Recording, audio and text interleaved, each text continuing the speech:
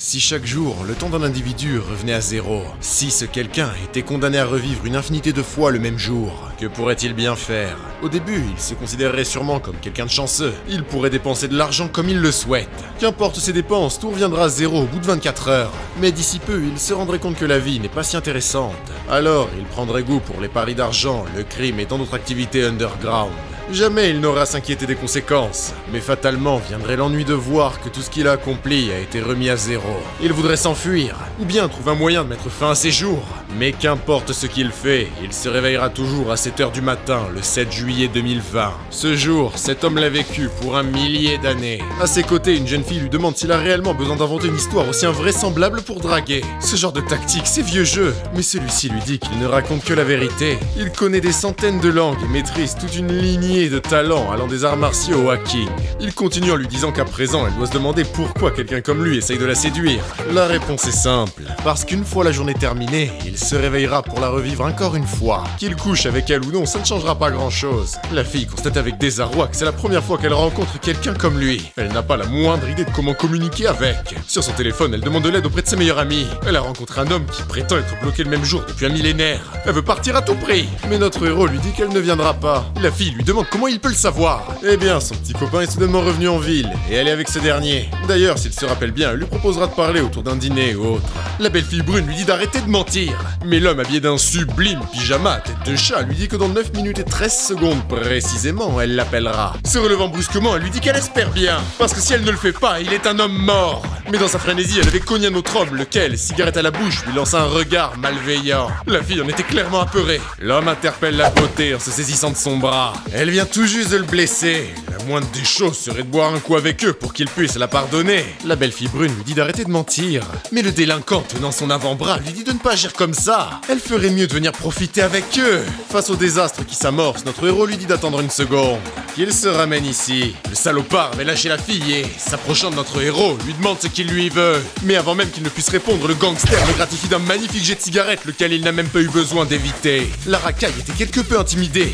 Il n'a même pas eu besoin de bouger d'un millimètre. Aurait-il anticipé sa réaction? Que ce bâtard ne le prenne pas de haut! Mais son coup avait manqué. Le guignol se demandait comment il a fait, mais à peine eut-il le temps de se poser cette question que le coup partit droit dans sa mâchoire. Il venait d'atomiser la racaille d'une nonchalance inouïe. Que ce soit les deux acolytes du gangster ou la fille, personne n'arrivait à en trouver les mots. Ils sont pile à l'heure. Tout un gang précédé de son leader était entré en scène. Ce dernier demande à notre héros comment il a osé toucher à son homme de main. Il est un homme mort! À sa place, il ne prendrait pas les choses ainsi. Est-ce réellement comme ça que Jao a éduqué son jeune frère? Le malfrat lui demande comment il connaît son frère. Notre héros venait de lancer un appel téléphonique au frère du bandit, Jao. Il lui dit que son jeune frère est en train de commettre 2-3 infractions. Au téléphone, on lui demande en hurlant qui il est, comment il a eu son numéro. Notre héros lui met un violent coup de pression et lui dit que s'il se fie au rassemblement de mai, il vaudrait mieux qu'il écoute attentivement ses propos s'il ne souhaite pas déclarer de guerre en Chine. Au téléphone, l'homme ne comprenait pas comment il avait pu avoir vent de la réunion de mai. Notre héros lui dit qu'il ferait bien de mieux tenir en laisse ses clébards. La prochaine fois, les choses ne se termineront pas par un simple appel. Notre héros avait lancé son téléphone au gangster, lequel dit à son frère, toujours à l'appareil, qu'il est désolé. Il ne comprend pas comment il a pu entendre parler de la réunion. Mais au téléphone, son frère se moque de ses excuses, sa négligence pourrait leur coûter gros. Alors qu'il se magne à présenter à leur interlocuteur ses plus sincères excuses. L'appel terminé, tout le gang s'inclina en s'excusant de vive voix auprès de notre héros. Celui-ci leur dit qu'il est de bonne humeur, alors il va en rester là. La fille du bar ne parvenait pas à comprendre ce qui venait de se passer. La scène est terminée que son téléphone sonna. L'heure fatidique était arrivée. C'est sa meilleure amie qui lui explique que son petit copain est revenu et qu'elle ne peut pas venir la chercher. Elles pourront se faire un dîner demain. Sur ce, c'est tout bonnement impossible. Non, ça ne l'est pas. Qu'elle le suive. Au fond, elle refuse toujours de croire une histoire aussi invraisemblable. Sur le parking, devant une sublime Ferrari, elle demande au héros s'il s'agit de la sienne. Qu'ils ne lui disent pas qu'il l'a volée quand même. On s'en tape. D'ici demain, les choses seront revenues à la normale. Par contre, la jeune fille lui dit qu'il ne va quand même pas laisser une aussi belle femme quelque peu enivrée dans un endroit aussi craignos. Il s'excuse, mais il ne voue pas le moindre intérêt au pot de peinture. Que vient-il de dire? Qu'il attende un instant. D'une lingette, elle effaça le phare de ses yeux, ainsi que les divers poudres qui resplendissaient en harmonie sur ses pommettes. Elle lui demande ce qu'il en pense maintenant. 9 sur 10. Du coup, souhaiterait-elle faire un tour chez lui, histoire qu'il lui prouve qu'il ne lui ment pas? Ah, mais elle n'a pas à s'inquiéter. Le lit est assez grand pour deux. Elle lui dit que s'il ose faire quoi que ce soit, elle appellera la police.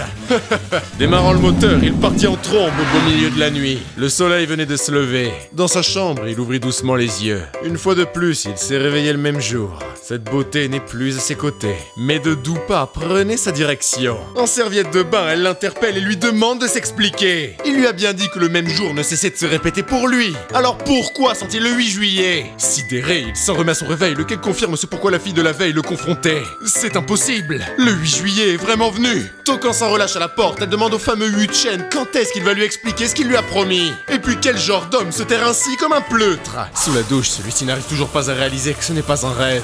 Il a réellement été libéré de son piège millénaire. Le monde dans lequel il a joui de tous ses vices est enfin revenu à la normale. Les aiguilles du temps avaient résonné avec l'apparition d'un système, lequel lui confie qu'il a réussi à surmonter le test du millénaire. Yu Chen se demande s'il vient réellement d'éveiller un système.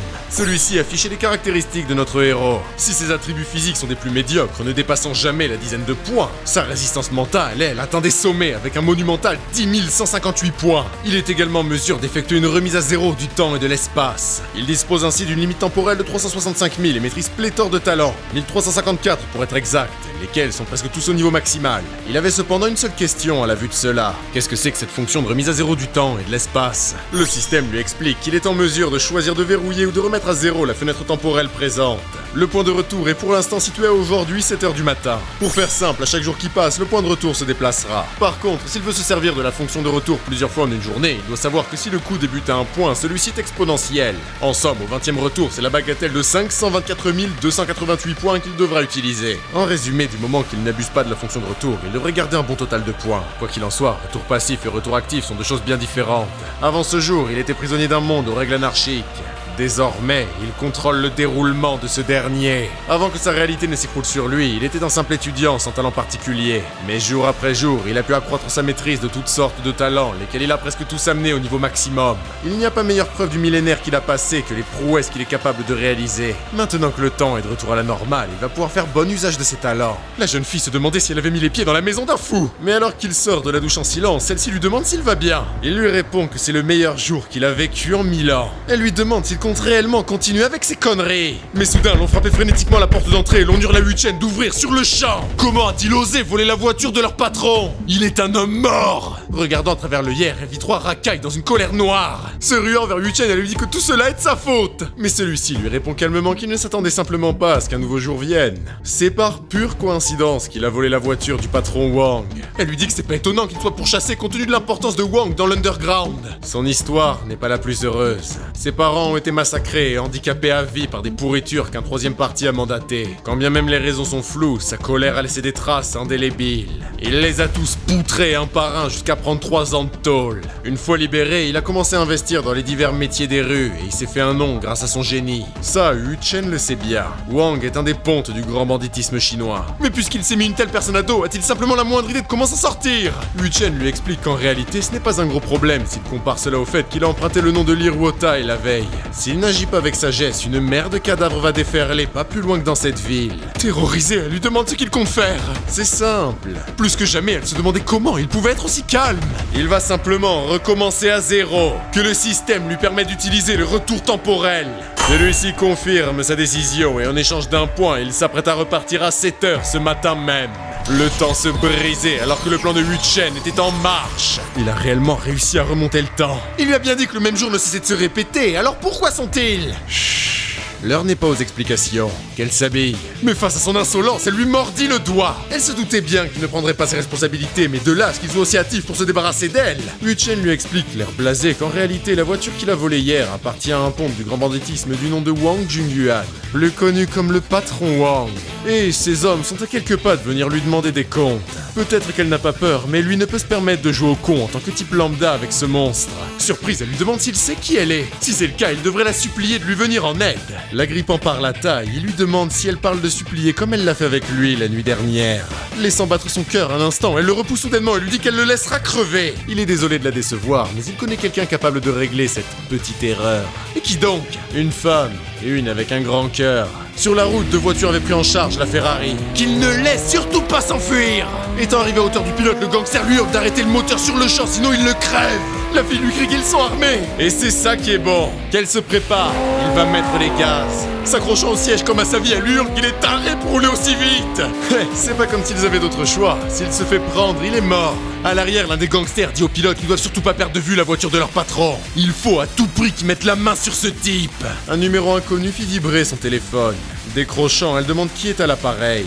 Monsieur Lee lui fait dire qu'il y a un traître chez elle qui lui fera perdre son pari. Elle lui demande en hurlant qui il est. Comment a-t-il eu vent du pari? Il a ses sources et à ce propos, il peut également dire long sur son frère.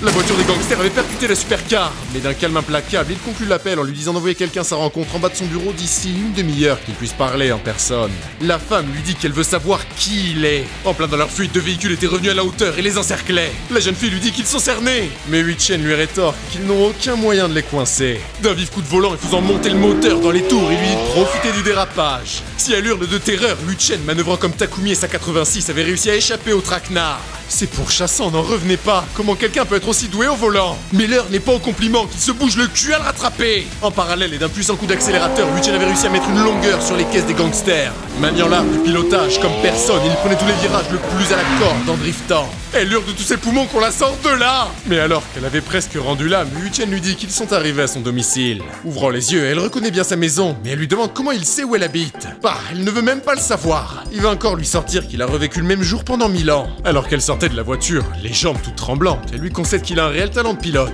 Où est-ce qu'il a appris à conduire ainsi? Disons qu'il a eu le temps de s'entraîner. Il est mort un nombre incalculable de fois pour en arriver à ce niveau. Pour ce qui est de l'école de la vie, qu'elle ne s'inspire pas de lui. Il a joui d'une chance qu'elle n'aura jamais. Qu'il arrête de mentir.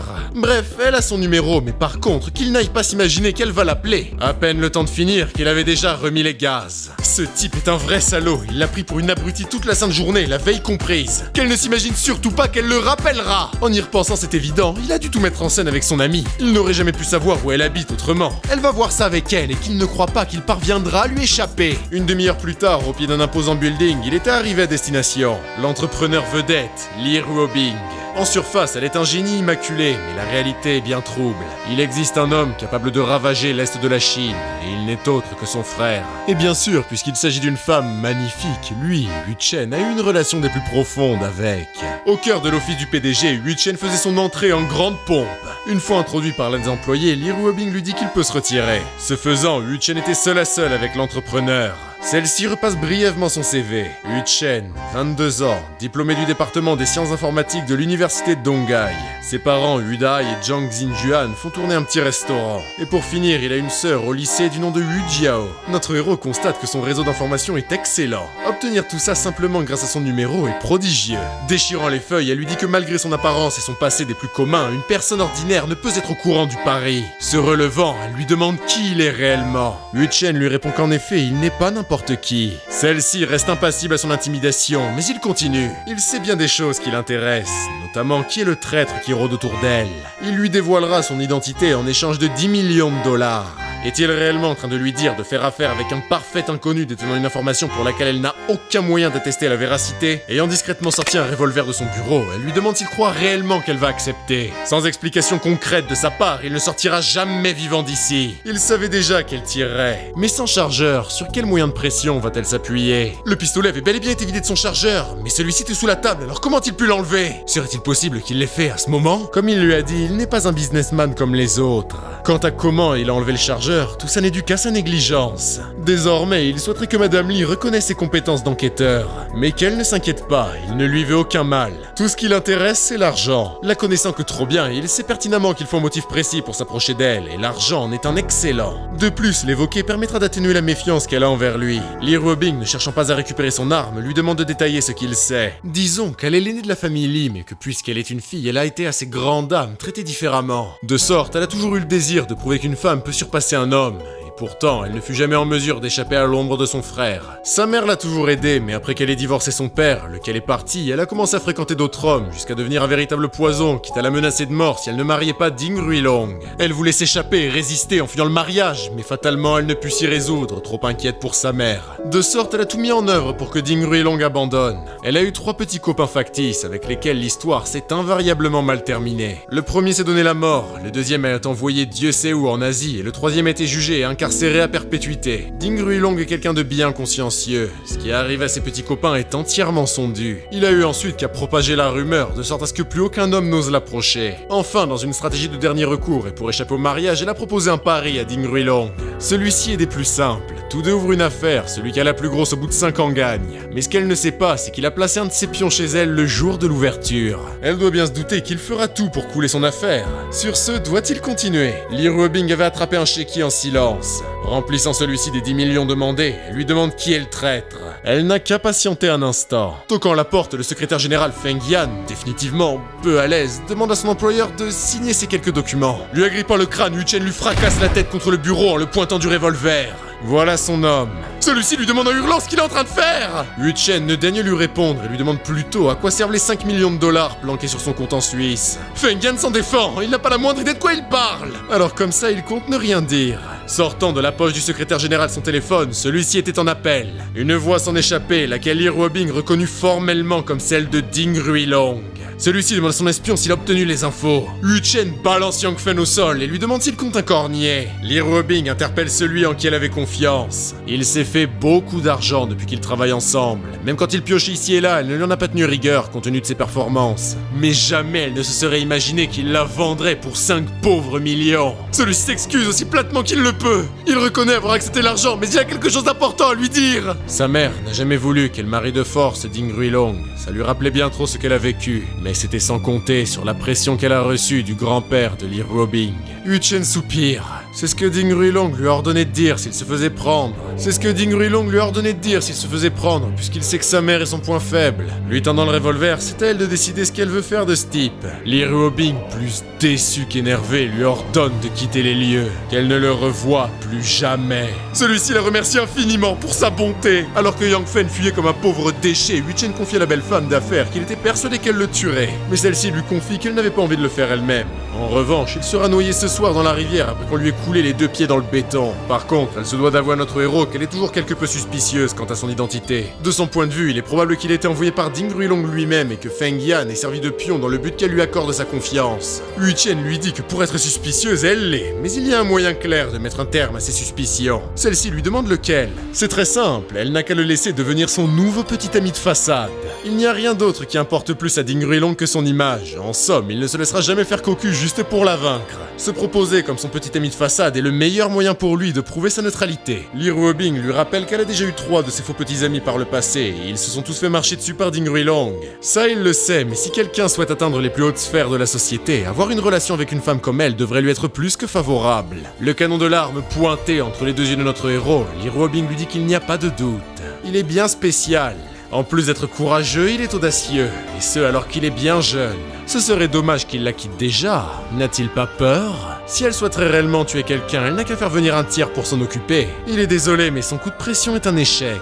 Voyez-vous ça? Retirant son arme, elle lui confie qu'elle l'apprécie bien. Il n'est pas sans savoir que les couples doivent toujours au moins avoir une photo intime prise à 2. Une fois cette affaire de photo réglée, elle lui dit qu'à partir d'aujourd'hui, il devient son petit copain. Enfin, en réalité, il lui servira surtout d'assistant personnel. Elle fera en sorte de lui envoyer quelqu'un pour qu'il puisse signer un contrat d'emploi. Yu Chen, de son côté, a deviné son plan. Cette photo lui permettra autant de dégoûter Ding Ruilong que de s'assurer qu'il n'a pas été envoyé par ce dernier. D'ailleurs, il lui a parlé de son frère au téléphone plus tôt. Pourrait-il lui dire ce qui est arrivé?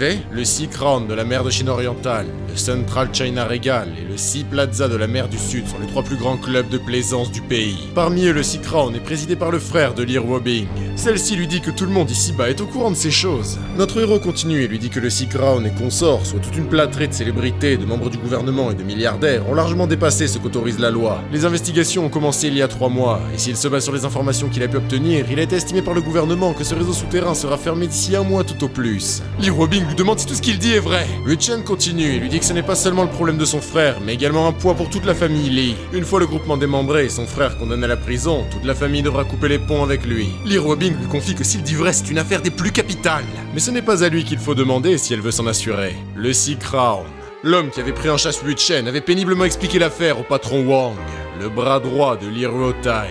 Alors comme ça, il a blessé les hommes de main de Jiaoji, volé sa caisse et emprunté le nom de Lee Ruotai. Est-ce que ce type a réellement envie de vivre? Le bras gauche de Lee Ruotai, Jiao Gaidi, leur confie qu'il y a quelque chose d'étrange dans cette affaire. Comment ce gamin pourrait connaître son numéro et avoir entendu parler du rassemblement de mai? Le plus vieux fils de la famille Lee Ruotai, désormais Monsieur Lee, leur dit que peu importe la raison, ils doivent à tout prix le trouver et lui amener. Il le butera de ses propres mains. Ouvrant brusquement la porte, la grande sœur du criminel l'avait surpris dans ses affaires. Tout le monde dans la pièce s'écrasait devant sa présence. Lee Ruotai ordonne à ses hommes d'éteindre leurs cigarettes. Sa sœur déteste l'odeur du tabac. À ce propos, il lui demande la raison de sa venue. Quelque chose de grave s'est-il passé? Elle est là pour lui présenter quelqu'un. Yu Chen rend ses clés au propriétaire de la Ferrari et lui dit qu'il a emprunté sa voiture hier pour s'amuser un peu. Il l'a garée au parking souterrain du Fantasy Fashion. Les clés à peine rendues que le bandit de bas étage jure au grand patron que c'est lui qui a usurpé de son nom. Lee Ruotai.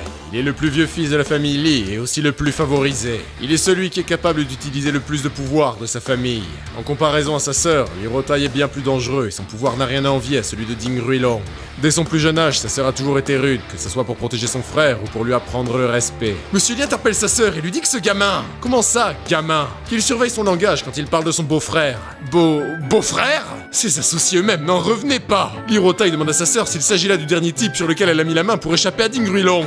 Il le trouve bien trop banal, alors pourquoi devrait-elle s'afficher avec quelqu'un comme lui? Si elle doit lui donner une réponse... Elle s'excuse, mais elle ne se sent pas très bien aujourd'hui. Se retournant vers son petit copain, elle lui dit, en jouant une excellente comédie de couple, que tout est de sa faute. Yu Chen lui demande en murmurant si elle n'en fait pas un peu trop. Tiens, aurait-il peur que Ding Ruilong essaye de l'éliminer? Ce n'est pas qu'il a peur, plutôt que son frère ait un cheveu de la syncope. Monsieur Lee était persuadé que sa sœur est enceinte de Yu Chen. À vrai dire, il n'est pas le plus moche, mais pas le plus beau non plus. Et puis, sa sœur a toujours préféré les hommes plus âgés, alors pourquoi se serait-elle mis en couple avec un type tout juste dans sa vingtaine? Serait-il possible qu'il se serve d'elle à ses propres fins? Après tout, ces hommes lui ont dit qu'il était en train de draguer une fille hier. L'amour rend aveugle et il refuse de voir sa sœur humiliée par ce guignol. Lee Ruotai demande à Yu Chen comment ils se sont rencontrés. Celui-ci lui répond sans hésitation que c'était il y a 3 mois alors que sa sœur recrutait dans une université. À ces mots, Lee Ruobing est surprise. Ça, elle l'a vraiment fait, mais comment peut-il le savoir? Lee Ruotai demande à sa sœur comment elle a pu prendre le temps de connaître cet homme en seulement 3 mois. De plus, ses hommes de main lui ont rapporté qu'il était aux côtés d'une fille au Lotus la veille. Lee Ruobing demande à notre héros si ce que dit son frère est vrai. Il souhaiterait éviter qu'un malentendu vienne ruiner sa relation. La fille dont il parle n'est autre que Mu Qian. Elle est la fille de Mu Xiai, la présidente du groupe biomédical Simu. À ce propos, Zhang devrait le remercier. S'il n'avait pas stoppé Liu Zi et qu'il s'en était réellement pris à elle, jamais il n'aurait pu réparer ses conneries. Le groupe Simu est le leader en biomédecine de tout l'Est de la Chine et le grand patron, Mu Xiai, pèse à lui seul plusieurs milliards de dollars. Et comme ça ne suffisait pas, il jouit même d'un siège de député au Congrès national. Si cet homme et sa boîte sont un dragon, leur Sikron serait un misérable serpent de mer. S'ils étaient amenés à combattre le groupe Simu et que par miracle ils s'en sortaient vainqueurs, ils en paieraient tout de même le prix fort.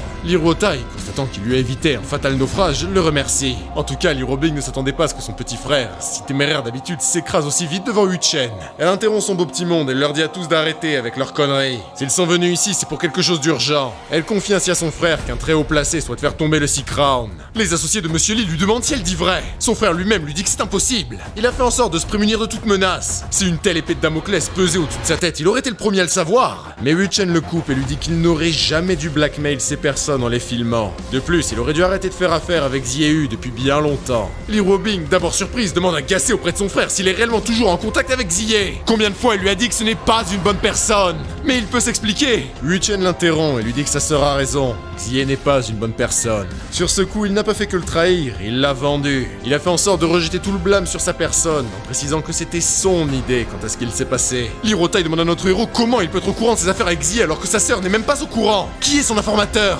Il n'a aucune raison de lui répondre, il est là pour elle, certainement pas pour lui. S'il est là, c'est uniquement parce qu'il est son frère et qu'il sait très bien que s'il lui arrive quelque chose, elle ne s'en remettra pas. Lee Ruotai avait été poussé dans ses retranchements. Il lui ordonne de s'expliquer sur le champ sans quoi il ne s'en sortira pas vivant d'ici. Lee Ruobing dit à son frère de se calmer, de le laisser finir. Mais celui-ci lui hurle qu'il ne sait pas comment il lui a menti, mais il refuse de croire les paroles de quelqu'un d'aussi peu fiable. Yu Chen lui dit d'un ton sérieux que très peu de personnes en Chine sont au courant, mais il y a 4 mois, Liao Bo a été parachuté droit au département de police de la mer de Chine orientale au poste de directeur. Sa mission n'est rien d'autre que de s'occuper de l'affaire Six Crown. Plusieurs enquêteurs déguisés en clients ont infiltré les lieux et ont déjà récupéré bon nombre de pièces à conviction. Wu Chen venait de lui établir la liste des agents sous couverture. Hirotai était sous le choc. Cela dit, il ne perd pas de temps et ordonne à Wang de s'armer, lui et ses hommes sur le champ. Il continue avec ses directives et s'adresse à Wang et lui dit de mettre ses hommes sur le coup. Ils doivent enquêter sur cette liste et faire vite. Hirotai lui dit que toute cette opération a lieu grâce à ces informations. Si elle s'avère être erronée, il en paiera le prix fort. Ne prêtant guère attention à ses menaces, celui-ci s'assoit confortablement et demande au grand patron combien il est prêt à payer. Dans la vague fumée des cigarettes péniblement éteintes, Hirotai avait sous les yeux une certaine vidéo. Il a enragé à la vue de ce qu'avait capturé le caméscope. Putain de merde! Qu'il capture tous les types de la liste maintenant! Mais Wu Chen lui dit calmement qu'ils ne peuvent pas être capturés pour l'instant, puisque s'il advient qu'il manque un seul agent à l'appel, les flics débarqueront. Ils ont déjà des preuves tangibles sur lui, que ce soit pour ses casinos ou autres. En tout cas, à sa place, il agirait avec grande précaution. Hirotai lui demande en hurlant ce qu'il veut qu'il fasse dans ce cas! Wu Chen, passablement ennuyé, lui demande s'il a envie d'être impulsif et de finir en tôle ou s'il veut s'en sortir sans encombre. Monsieur Lee lui demande s'il a une solution, qu'il dise à ses hommes de ne pas intervenir. Se retournant vers Wang, Monsieur Lee obtint son approbation. Le grand patron lui demande ce qu'il doit faire désormais. Il n'a qu'à s'excuser envers lui et il résoudra tous ses problèmes. Hirotai n'en avait pas les mots, là où Wu Chen se disait qu'en théorie, ils sont de la même famille maintenant. Du moins, du point de vue de Monsieur Lee. Lee Robing venait de rebondir sur ce même point et lui demande ce qu'il attend pour l'aider. Ils sont de la même famille désormais. Wu Chen lui rétorque qu'il sait très bien que son frère ne voit pas les choses ainsi. Embarrassé, celui-ci lui dit que ce n'est pas le cas. Initialement, il croyait qu'il l'a trompé, d'où sa médisance. Il est désolé du malentendu. Wu Chen lui dit qu'il ne sait pas s'il est réellement sincère. Mais puisqu'il ne peut ignorer la détresse du frère de sa femme, il va lui donner une idée. Il doit commencer par se débarrasser de Xieu. Il en sait bien trop et tant qu'il sera vivant, ils n'iront nulle part. Il se trouve que Xieu se rend souvent à la villa 17 du manoir du Lotus pour se droguer avec sa maîtresse. S'il meurt d'une overdose, personne ne suspectera le Sea Crown. Monsieur Lee se devait d'admettre que l'idée est bonne, très bonne. Ensuite, pour ce qui est des preuves, elles sont toutes entre les mains de Liaobo. Il n'a qu'à les lui soustraire et lui détruire, ainsi il n'aura plus rien à craindre. Hirotai lui dit qu'il a compris le message, il va les faire tomber eux deux. Mais Wu Chen le reprend. Liaobo est bien trop puissant pour qu'il le bute. Sur Willow Street, 2ème avenue, 3ème unité, chambre 501. Juste en dessous de la chambre principale se trouve un coffre-fort secret. Le mot de passe est 571-564. Toutes les preuves sont à l'intérieur. Il va d'ailleurs le rassurer, il n'en existe aucune copie, et ce parce qu'il s'agit d'une mission secrète. Il n'a ainsi qu'à envoyer quelqu'un les récupérer et les détruire. Hirotai ne parvenait pas à comprendre comment il a pu obtenir autant d'informations. Wu Chen lui dit qu'enfin il ira à la rencontre du vieux patriarche Lee pour tout lui expliquer, y compris les affaires avec Xieu. Après tout, on parle de la famille Wei, ils ne peuvent pas prendre les choses à la légère. Les familles Lee et Wei sont hostiles l'une à l'autre depuis des années. Qui plus est, il n'y a pas si longtemps encore, les deux familles se sont livrées une guerre à grande échelle, et pléthore de leurs hommes de main respectifs ont été incarcérés déçus de leur affrontement. Cela dit, c'est la famille Wei qui a toujours eu l'avantage sur eux, et c'est précisément pour ça que le patriarche de leur famille a voulu joindre ses forces avec la famille Ding. S'il n'intervient pas, il va ainsi laisser la famille Wei saisir cette opportunité, laquelle va leur donner un avantage décisif. Les affrontements reprendraient ainsi, et les pertes seraient conséquentes. Il n'a pas le choix s'il veut s'en sortir, mais le vieux doit être au courant. Très bien, il ira lui parler. Enfin, pour terminer, qu'il mette le feu au Sea Crown. Monsieur Lee lui demande s'il est sérieux. Il ne parle pas de tout brûler, simplement d'un feu qui suffira à faire passer cet incident sur les chaînes d'infos. Ça lui permettra d'avoir un alibi pour fermer les lieux et se débarrasser de toute trace d'activité illicite. S'il arrive à accomplir ses 4 missions, il peut lui garantir qu'il s'en sortira sans encombre. Lee Robing attrape son frère par l'oreille et lui demande s'il a bien tout compris. Ouais, il a compris, il va s'y atteler sur le champ. Mais ils furent interrompus par la sonnerie du téléphone de Monsieur Lee. Connaissant très bien la raison de cet appel, il demande à son associé combien il a perdu. 200 millions. 200 millions? Qu'il ne bouge pas, il arrive tout de suite. Hirotai se retourne vers ses invités et leur dit que quelque chose est arrivé au casino, qu'ils l'attendent ici. Wu Chen lui demande s'il s'agit bien de Shen Guangjun, le dirigeant de Fusheng Aluminium. Hirotai lui demande comment il peut savoir cela. Au beau milieu de la nuit, à l'entrée du casino, les festivités battaient leur plein dans ce lieu de luxure. Wu Chen explique à Hirotai que Shen Guangjun est arrivé en leur région de mer de Chine orientale la veille et a sciemment contacté un expert en jeu d'argent. À son avis, il est foutu. Son statut n'importe peu, voire pas du tout. Ici, les lois de l'argent sont reines. Son fonds de commerce avec Xieu, s'il doit simplifier la chose, n'est autre que de se reposer sur leurs contacts pour extorquer de l'argent aux mafieux qui gèrent les fonds du Sea Crown. C'est comme cela que fonctionne le casino. Il les laisse gagner un temps avant de tout leur prendre. Shen Guangjun a perdu plusieurs centaines de millions ici jusqu'à ce que les fonds de son entreprise soient drastiquement réduits. Pour pallier à ce problème, il a fait en sorte de rassembler des fonds ici et là, et c'est ainsi qu'il s'est rendu compte que nombre de ses confrères multimillionnaires ont perdu du fric exactement comme lui. Shen Guangjun en a ainsi touché mot aux grands rivaux de la famille Lee, les Wei. Ces derniers ont lancé une investigation de grande ampleur jusqu'à trouver les fameuses vidéos qu'il a utilisées comme outil de blackmail. La famille Wei a donc saisi l'opportunité de s'unir avec les autres pour faire tomber une bonne fois pour toutes la famille Lee. En temps normal, Shen Guangjun n'aurait jamais fait venir un expert en jeu d'argent pour lui soutirer les fonds du casino. Après tout, il ne ne peut risquer de se mettre la famille à dos. Mais s'il agit ainsi, c'est parce qu'il sait pertinemment que leur famille est vouée à s'effondrer. L'Hirotai est enragé véritablement. Il a osé s'en prendre à la mauvaise personne. Qu'il l'attende, il va le buter, ce fils de pute. Yu-Chen lui dit de garder son sang-froid. Il ne réglera rien s'il est aussi impulsif. Au fond du casino, Shen Guangjun regardait avec grand plaisir son homme vider la banque. Après une nouvelle victoire, le patron de la Fusheng pouvait se réjouir. Il est riche. Mais au loin, l'Hirotai interpelle l'homme d'affaires. Il en a de la chance aujourd'hui. En effet, Dame Fortune a décidé de lui sourire. Monsieur Lee lui dit que 200 millions, c'est juste un peu de change que sa famille peut se permettre de perdre. Shen rebondit et lui dit que tous les experts du Six Rounds sont venus jouer contre son homme et ils ont tous perdu. Il semble que ce très cher Monsieur Lee ne sache guère s'entourer des meilleurs.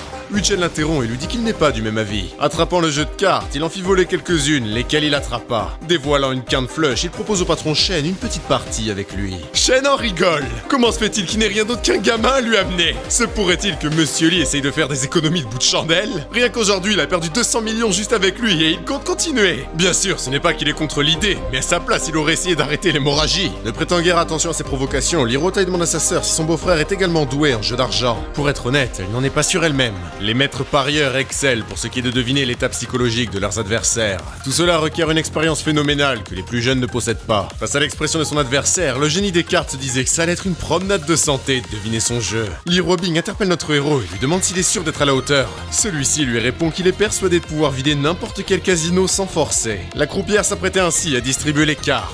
L'expert constate qu'il ne jette même pas un coup d'œil à son jeu. Yu-Chen venait de retourner un as de pique. Son adversaire lui dit qu'il a la meilleure main, qu'il joue en premier. D'une sublime nonchalance, il parie 500 000 balles. Il va suivre. Pari suivant, 500 000.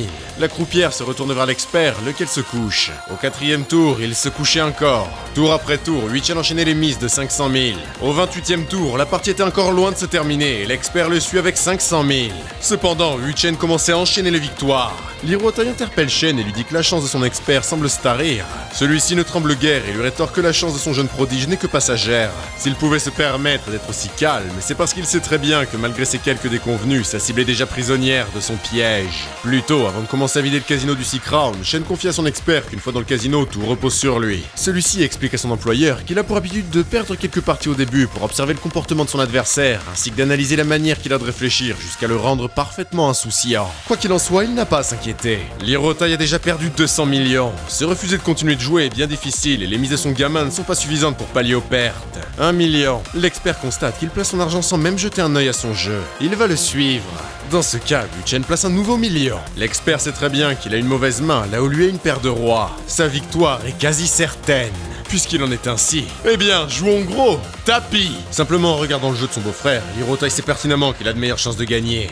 Mais il n'a pas regardé ces deux cartes. Prenant ces deux dernières entre ses mains, Yu-Chen confie à l'expert que lui aussi va jouer tapis. Ce dernier lui répond qu'il y a trop peu d'argent en jeu. Pourquoi n'ajoutait-il pas une autre centaine de millions? Yu-Chen lui rétorque que tant qu'à faire, autant mettre 200 millions. Lee Robing était sous le choc, mais son frère, n'y voyant pas le moindre inconvénient, fit signe à ses deux servantes d'amener les jetons. Yu-Chen dit à son adversaire qu'il monte la mise de 100 millions. Qu'en est-il de lui? Si ce dernier se fie à ses observations, il ne pointe de ses doigts la carte cachée que lorsqu'elle est réellement importante. En d'autres termes, il y a de fortes chances qu'il s'agisse d'un as. Il se couche et dit à notre héros qu'il est bien trop impulsif. S'il avait suivi son conseil sans en rajouter, il aurait gagné une jolie somme. Lee Robing dit à son époux qu'il est évident que sa carte est un as. Pas du tout. Sa carte est un 2 de cœur. L'expert se lève brusquement. L'a-t-il piégé? De quoi parle-t-il? C'est lui qui n'a pas osé le suivre. Il ne peut se blâmer que lui-même.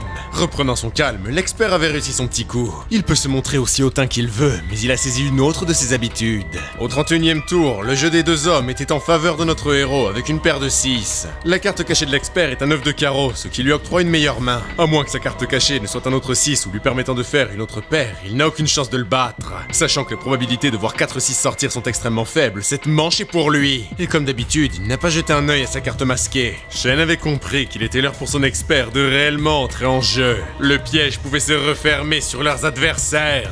Le Six Rounds est foutu. L'expert dit à notre héros que tous les deux ont une bonne main, alors que dirait-il de jouer tapis pour déterminer le vainqueur? Il joue ses 200 millions. Intéressant, il va faire de même. Tapis. La partie battant son plein, Lee Robing demande à son frère si les mises supérieures de 100 millions ne sont-elles pas un peu risquées. Celui-ci lui répond que Wu Chen était chanceux jusqu'à maintenant, il ne devrait pas y avoir de problème. Le duo d'en face ressentait la confiance chez leurs adversaires. C'est exactement ce qu'ils souhaitaient. L'expert suit donc le tapis de Wu Chen. Il explique par ailleurs à ce dernier que le plus important lorsqu'on parie n'est autre que de garder son calme. S'il ne peut dompter son esprit, il n'ira pas bien loin. Et s'il se prend pour le roi du poker en refusant de regarder son jeu, il va lui apprendre comment royauté se plie devant empire. À la vue du 9 de cœur, tous étaient persuadés que la victoire était pour Shen. Celui-ci dit d'un air hautain, Monsieur Lee, que sa famille doit avoir les reins assez solides pour encaisser quelques petites pertes, n'est-ce pas? Celui-ci ne daigne lui répondre. Mais Wu Chen les interrompt dans leur réjouissance. Est-ce qu'ils ont fini? Si c'est bon, qu'ils regardent d'eux-mêmes. Le visage de l'expert était pétri par l'effroi. Il n'a quand même pas pu tirer. Le 6 de pique? Mais c'est impossible! Quand a-t-il lu son jeu? Croyait-il réellement qu'il ne regardait pas ses cartes? Il les a toutes regardées depuis le début, et ce sans qu'il ne s'en aperçoive. En toute honnêteté, il n'est pas mauvais, juste un peu prétentieux. Croyait-il réellement saisir sa manière de jouer juste à travers quelques mains? Est-ce que ses failles sont réellement des failles? Est-ce que ses habitudes sont réellement des habitudes? A-t-il cru un instant pouvoir le piéger? Depuis le début, il contrôle cette partie, et lui a toujours été la proie. L'expert s'était amui devant un tel tour de force. Passant sa main par-dessus son épaule, Lee Ruotai dit à ce très cher Monsieur Shen que tout l'argent qu'il a utilisé était emprunté, non? L'avenir s'annonce bien difficile pour lui. Shen n'avait ni les mots ni la force de lui répondre. L'expert interpelle son employeur, lequel lui dit qu'ils parleront dehors. Mais Wu Chen les interpelle et leur interdit de quitter les lieux. Shen dit à son hôte, Monsieur Lee, que ses clients n'ont même pas le droit de quitter les lieux après une défaite. Est-ce là réellement comment il traite ses invités? Lee Ruotai demande à son beau-frère pourquoi ils ne peuvent pas partir. Mais celui-ci lui répond qu'il lui expliquera plus tard. A-t-il un couteau sur lui? Si oui, qu'il le lui prête. Alors comme ça, il sait aussi s'en servir. Dégainant la lame d'un vif mouvement, il demande à l'expert s'il croyait réellement qu'il ne remarquerait rien. Se dirigeant vers ce dernier, il attrape son bras à sa plus grande surprise. La poigne de Wu Chen était si forte que tomba de la manche de l'expert un as de pique. Lee Ruotai était choqué de ce qu'il vit. Wu Chen rappelle à la petite assemblée que l'expert a demandé à faire vérifier les cartes à la 15e ronde. Et il a profité de ce moment précis en cachant l'as de pique dans sa manche. Pensait-il réellement qu'il ne le remarquerait pas? S'il se demande pourquoi il n'a pas exposé sa fraude directement, c'est uniquement parce qu'il n'avait pas encore gagné. Lee Ruotai demande fermement à son invité comment il a pu oser tricher devant lui. Est-ce que Monsieur Shen peut s'expliquer? Celui-ci se retourne vers son expert, lequel lui dit que c'est un malentendu. Mais Wu Chen plaque ce dernier contre la table. Il a brisé les règles. Maintenant, sait-il ce qu'il advient des tricheurs? Armé du couteau, il lui dit qu'il va souffrir les conséquences de ses actions. La douleur procurant lui par les nerfs de sa main, rompue par le tranchant de l'inox, le fit hurler de toute son âme. Alors que le tricheur était terrassé par la douleur, Wu Chen interpelle Monsieur Shen et lui demande ce qu'il a à dire. Celui-ci, choqué, lui dit qu'il n'a rien à voir avec ça. Il a triché de lui-même et jamais il ne leur donnait d'agir ainsi. Wu Chen rend son couteau à son propriétaire et lui dit qu'il en a fini ici. Il le laisse s'occuper du reste, qu'il se rappelle juste de ne pas s'en prendre à ceux du clubhouse. Monsieur Lee sait pertinemment ce qu'il a à faire. Quittant les lieux accompagné de Lee Ruobing, celle-ci interpelle Wu Chen auquel elle demande s'il trouve ça agréable de poignarder quelqu'un dans la main. Celui-ci lui répond qu'il n'en a pas tiré le moindre plaisir. Elle lui demande alors pourquoi il a fait ça. Eh bien disons qu'il n'a fait qu'appliquer sa justice. Lee Ruobing en resta figé sur place. Comment peut-il être aussi calme et sortir quelque chose comme ça après avoir poignardé quelqu'un? Ce type ne serait-il quand même pas capable de commettre un meurtre? En voiture dans sa Rolls, Lee Ruobing ne s'attendait pas à ce qu'il soit un si bon parieur. Il la remercie, mais qu'elle n'oublie pas de payer ses factures. Il ne pense qu'à l'argent. Mais Wu Chen avait senti quelque chose d'anormal. La belle femme d'affaires remarque qu'il n'est pas avec elle et lui demande s'il y a un problème. Se rasseyant sur son siège, il lui dit qu'une voiture les a pris en filature. Un instant plus tard, le chauffeur indique la même chose à Lee Ruobing. Celle-ci lui répond qu'il n'a qu'à s'en débarrasser. Ce pervers de Ding Ruilong envoie toujours une ou deux personnes pour la suivre. Mais Wu Chen sait pertinemment que ce pot de colle n'est pas derrière cela. De plus, leur cible n'est pas elle. Prenant sa main, il lui dit qu'elle n'a pas à avoir peur. Il s'occupera de tout. Oh, il s'en sert comme d'une opportunité pour la séduire. En toute honnêteté, c'était bien joué. Très bien joué. Enlevant sa main de la coudoir, elle lui dit qu'il a probablement faim. Puisqu'il a réalisé des merveilles, elle va l'emmener dans un grand restaurant. Devant l'enceinte, Wu Chen lui dit qu'il y a beaucoup de gens qui vont la reconnaître ici. N'a-t-elle pas peur qu'il se mette à le voir lui comme un compétiteur? Elle lui répond que c'est exactement le but de leur venue ici. Le plus de personnes la reconnaîtront et les verront ensemble le mieux. Au même moment, un homme d'un certain âge s'approchait de la table de Madame Lee en la saluant. Il ne s'attendait pas à la voir manger ici. Il s'agit de Monsieur Han Deli, président de la firme d'innovation de Longcheng. Li Ruobing le salue et lui dit que son petit copain voulait manger traditionnel, d'où leur venue. Elle présente ainsi Monsieur Han à son petit copain Yu Chen et vice-versa. L'homme d'affaires lui tend la main, c'est un plaisir de le rencontrer. Et puis s'il peut se permettre de donner son avis, avec sa belle figure, il va parfaitement avec Madame Li. Notre héros lui serre la main et le remercie pour sa gentillesse. Han Deli s'excuse d'avoir interrompu leur rendez-vous. Et puis son client est arrivé, il ne va pas les déranger plus longtemps. Le vieil homme d'affaires parti, Li Ruobing confie à notre héros qu'Han Deli est un chic type. C'est quelqu'un qui apprécie se faire des amis et construire un réseau, et en plus de sa firme, il a un siège à la chambre du commerce régional. Yu Chen lui dit qu'elle n'a pas besoin de le lui présenter, il le connaît très certainement mieux qu'elle. Oui, c'est lui le meilleur homme d'affaires ici, après tout. Face à l'ironie de cette remarque, Yu Chen signale à Li Ruobing qu'il ne pense pas se tromper s'il dit que tout le monde ne souhaite pas être ami avec elle. Mais c'est à prévoir, ses rivaux sont légion, et surtout les femmes. Mais c'est pourtant bien puéril de la voir comme une ennemie, non? Compte tenu des circonstances, notre héros lui répond que c'est bien vrai. Ne serait-ce pas là, Madame Li? Quelle coïncidence! Mais depuis quand elle a un nouveau petit copain? Cette femme n'est autre que Liu Kaixu, anciennement Liu Lijua, 32 ans et originaire du village de Lijuan. Elle est l'épouse de Lu Ganyan, président du groupe Donghai Julie, avec lequel elle a un enfant. Avec son mari, elle a monté la Yungju Fashion Company. Elle n'est autre qu'une des rivales en affaires de Li Ruobing. Liu Kaixu lâche à Li Ruobing que du haut de ses 27 ans, sortir avec un jeune tout juste dans sa vingtaine fait un peu plus ressortir son air de vieille vache. Li Ruobing lui rétorque que pour ne pas faire offense à Liu Laoban, elle considérera ces mots comme une mauvaise blague. Par contre, elle n'en tolérera pas plus. Liu Kaixu lui demande si elle prête toujours autant d'attention à ce que les autres peuvent dire d'elle. Elle lui a demandé d'arrêter. Attrapant fermement sa main, Yu Chen lui dit de ne pas s'échauffer, qu'elle le laisse donc s'en occuper. Notre héros s'était levé et faisait face à Liu Kaixu. Il arborait un sourire des plus narquois à sa vue, laquelle lui demande pourquoi il la regarde comme ça. Yu Chen lui dit que ça n'est rien. Il a juste l'étrange impression de l'avoir déjà vue quelque part. Mais bien sûr! À tout hasard, n'aurait-elle pas travaillé dans une boîte de nuit par le passé? Une boîte de nuit? Comment ose-t-il l'insulter de la sorte? A-t-il simplement la moindre idée de qui elle est? L'insulter? Elle doit bien savoir que l'on ne peut pas se débarrasser du passé, même avec un peu de chirurgie. Au fond, Liu Kaixu se demandait comment il pouvait connaître des détails vieux de 10 ans. Personne ne devrait être au courant. De son côté, Li Ruobing était sidéré de voir qu'il possédait également ce genre d'informations. Son réseau est meilleur encore qu'elle ne s'imaginait. Mais Yu Chen lui dit qu'il est bien trop tôt pour elle de commencer à l'admirer. Le meilleur moment n'est pas encore venu. Lu Ganyan, PDG du groupe Donghai Julie et vice-président de la chambre du commerce de Donghai, demande à son épouse quelle est la raison de tout ce raffut. Celle-ci se précipite vers ce dernier et lui dit les larmes aux yeux que ce type l'a humilié. Son mari lui dit de ne pas pleurer, il va s'en charger. Il interpelle Madame Li et lui demande qui est cet homme. Celle-ci lui répond calmement qu'il s'agit de son petit ami, Yu Chen. L'homme d'affaires s'adresse ainsi à ce dernier et lui dit qu'il est une figure respectée à Donghai. Avoir humilié son épouse, c'est l'humilier lui. Ce genre de choses, voit-il, ne peuvent être résolues avec quelques mots. Mais Yu Chen lui rétorque que quelqu'un devrait bien être en mesure de résoudre leurs différends. L'homme ne désenrage pas et lui demande s'il croit réellement qu'il n'osera pas s'en prendre à lui parce qu'il est le conjoint de Madame Li. Ah, mais il ne parle pas d'elle. La personne à laquelle il fait référence n'est autre que Ma Huifang. Lu Ganyan lui demande comment il la connaît. Li Ruobing était surprise de sa réaction. Notre héros demande à Monsieur Lu s'il a un instant à lui accorder en privé. Ce dernier était plus que méfiant, mais il le suivit sans dire mot. Yu Chen lui explique qu'il a 2 histoires à lui raconter. Le personnage principal de la première histoire se nomme Liu Lijuan.